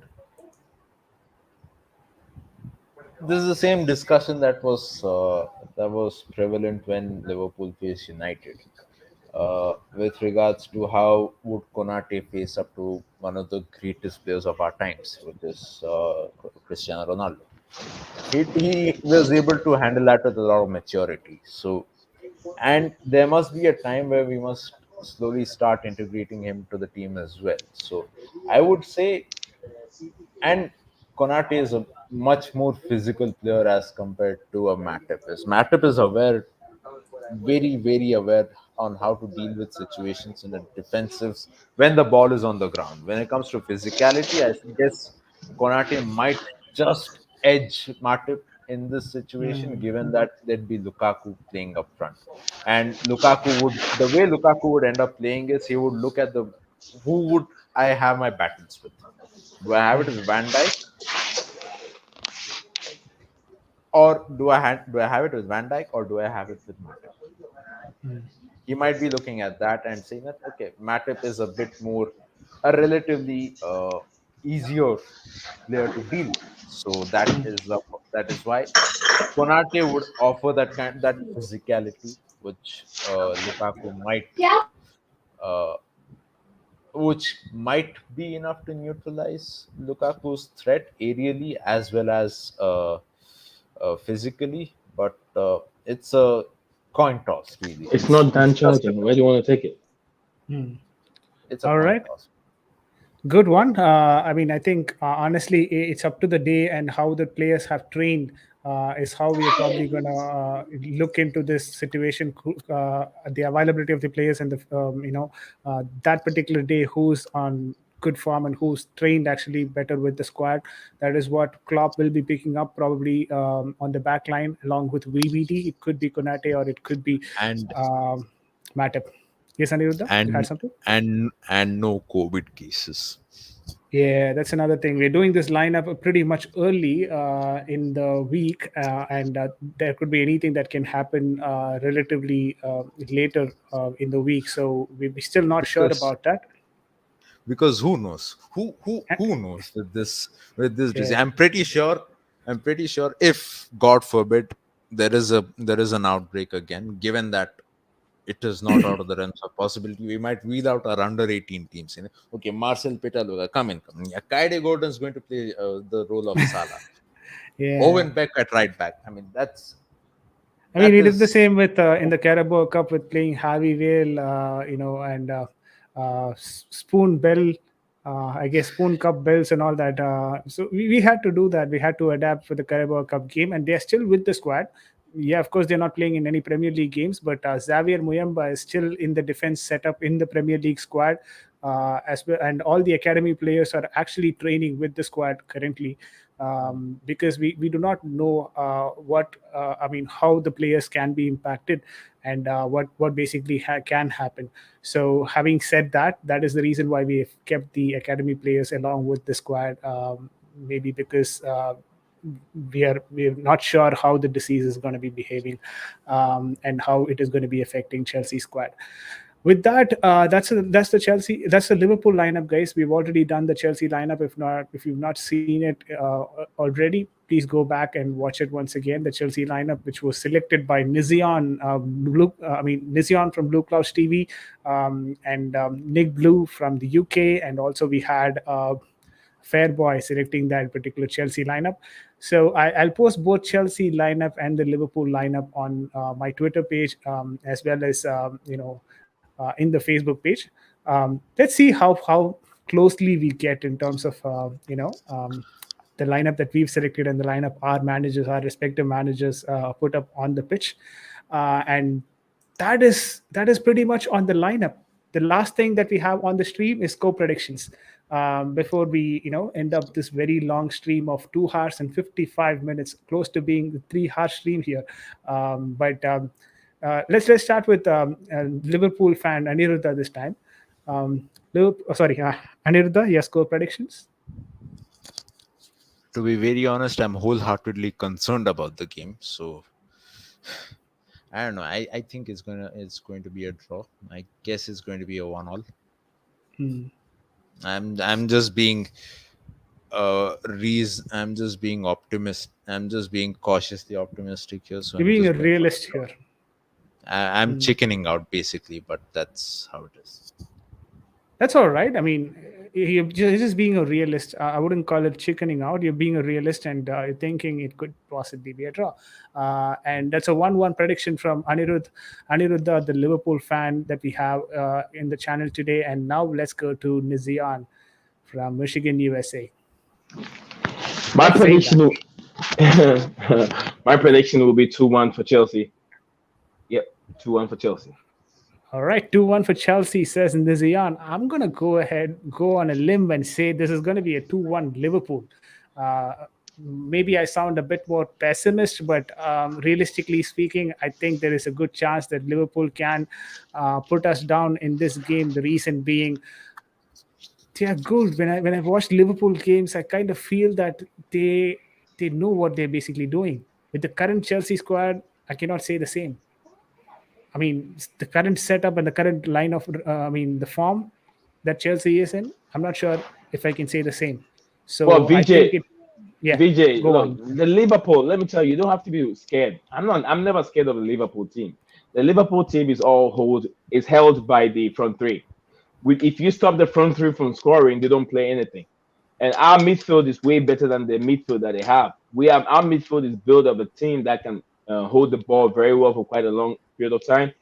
I think the reason why last game we didn't see that happening is they feel so comfortable in their own home, and they like to push the ball so fast. But we've seen the game that we played at Anfield. If we have the same combination in, they will be able to keep the ball very well. But if you stop the front three from scoring, they can't score. They can't score anymore. No one. I mean, Jota playing as a false nine. So I'm not really scared. We are playing well, VJ. Don't forget, our team are playing well, but you're not utilizing our chances. Just remember that. Yeah. The team is playing well. I'm confident about the midfield, Nizian. I'm confident about the midfield. Don't get me wrong. I'm a bit concerned about the defense right now. We're looking a bit fragile on the defensive side of things. The defenders are moving all around the park without even knowing what they're basically doing. That's where I'm a bit concerned. You know what has been the problem with our defense? It's Rudiger. We're playing the back three. Most of the time, he's out of position, trying to get goals. So I know Tuchel has talked to him about it. So he's not moving and driving the ball like he used to do anymore. Because if you leave a player like Jorginho alone, just like the mistake he did the other day, left the ball, couldn't control it very well. If you leave him alone, he's going to find himself in that big trouble. And we've also seen the same problem again, where Kante was left behind. You remember what happened also? He tripped over the ball, and then people got to go. So besides that, if we don't commit any mistake by ourselves, I don't think Liverpool will find it easy at all. Because remember, Yeah. they're playing in Stamford Bridge, a very small pitch. But then, Stamford Bridge, if you are a traveling team that come there to play, you find it very difficult to play. John Terry will even tell you it's a very small pitch, so you don't get that much room, just like you see in Anfield. You get what I'm saying? So it's like a Yeah. swamp. It's like a swamp. The It's pitch swampy. dimension is different. Yeah, Yeah, I get it. yeah, that means very small pitch. Guys, quickly, this is the Chelsea lineup that we've come up with. We'll definitely post both of those in the Twitter feed, but just letting you guys know that that is the lineup. All right, with that, we come towards the end of the stream. It's a long 2 hour, 59 minutes, 34 seconds. While we give our final thoughts, I believe it should be a 3 hour stream, but it was a lovely stream, a lovely interaction with Aniruddha, Nizian, Blue Clouds TV, Rebecca, King of CFC, Fairboy, and I'm sorry if I've missed out anyone else, Almighty Blues, all of them for coming in. Scott Burgess, QNTV, so many folks who've joined in and had their say. Michael Talks Football. You know, love and support for each and every one of you guys for coming in and having your say and being on the comment section and being supportive as always. Special thanks for the panelists, of course, who joined in. Aniruddha, who's been with us for the last 2 hours. Nizian as well, who's making a lot of notes actually while he's actually talking with us. Maybe a lot of pointers for his next stream. But Nizian, thank you as well. And also on the other hand, we had Nick Blue and Fairboy who joined the stream and provided their inputs as well. So thank you both Nick Blue and Fairboy. Though you're not currently in the stream, I'd like to thank you guys as well, Nick Blue and Fairboy. Now I'll leave it to our panelists to give their final thoughts. Let's start with Nizion. It's always a pleasure, my brother. It's always, you don't even have to thank me. If I have the chance, if I have three strong boys that I deal with every day, but I still go ahead and then do my streaming. And then when I get a chance, I'll jump on your stream and then support you. I support you every time that I get. So you don't even have to thank me. Like I said from beginning when I got to know you, that behind the scene what we talk about. So it's still going on. I still have in hat, and I like to support. I've supported lots of the big channels out there, but it never helped me. So now I have to go to the point myself to support I mean, small channels more than the big ones. The big ones, they feel they already there. They don't need that support. And if some of them are very very smart, they use the small channels to build their big channels, which is not fair. You have to look into that. I've looked into that many times, and I see that they're using me. I'll be out, man. So yeah, it's always a pleasure. It's always a pleasure, brother. It's always a pleasure. And then guys, don't forget if you're watching. I'm in the I'm not on YouTube right now. I think I'm in a different section that connects to YouTube, so I can barely tell who are watching and who is not watching. But then I want to say, guys, if you're watching it or if you watch a stream later on, don't forget to subscribe. Keep the brothers hope high and help him get there to the 1K, 2K, wherever. Don't forget, we we stream, he streams, and it's all the same content that the big channels are giving to you. It's the same thing. Just help out by subscribing and watching his videos. Thank you. Aniruddha? It's been a pleasure being in the stream. It's been. I really wish Vignesh was here as well because I'm pretty sure he'd be, he's right. He'd be glad as well. But yeah, it's a pleasure to talk to so many football fans who have diverse opinions than myself, which helps everyone to know what's going on in each of their respective clubs and gain a bit more insight. So it's always glad to have such conversations. So all I'll say is all the best. I'll be jumping in the stream occasionally, given that right now it's my last few days of holidays. I'm definitely not going to join in the stream after the match is done because I don't know if I'd be in a state to do that. But any other stream later on, sure. But not the one right after the match because either I might be punching myself through the wall or something else. So no one needs to look at that. It's not ideal. But anyway, all the best to you. I'll join in whenever I can. Um, and to everyone who will be watching this, Happy New Year in advance. Have a good year. Stay safe, everyone. See you all later. All right, adios then. See you later. Bye.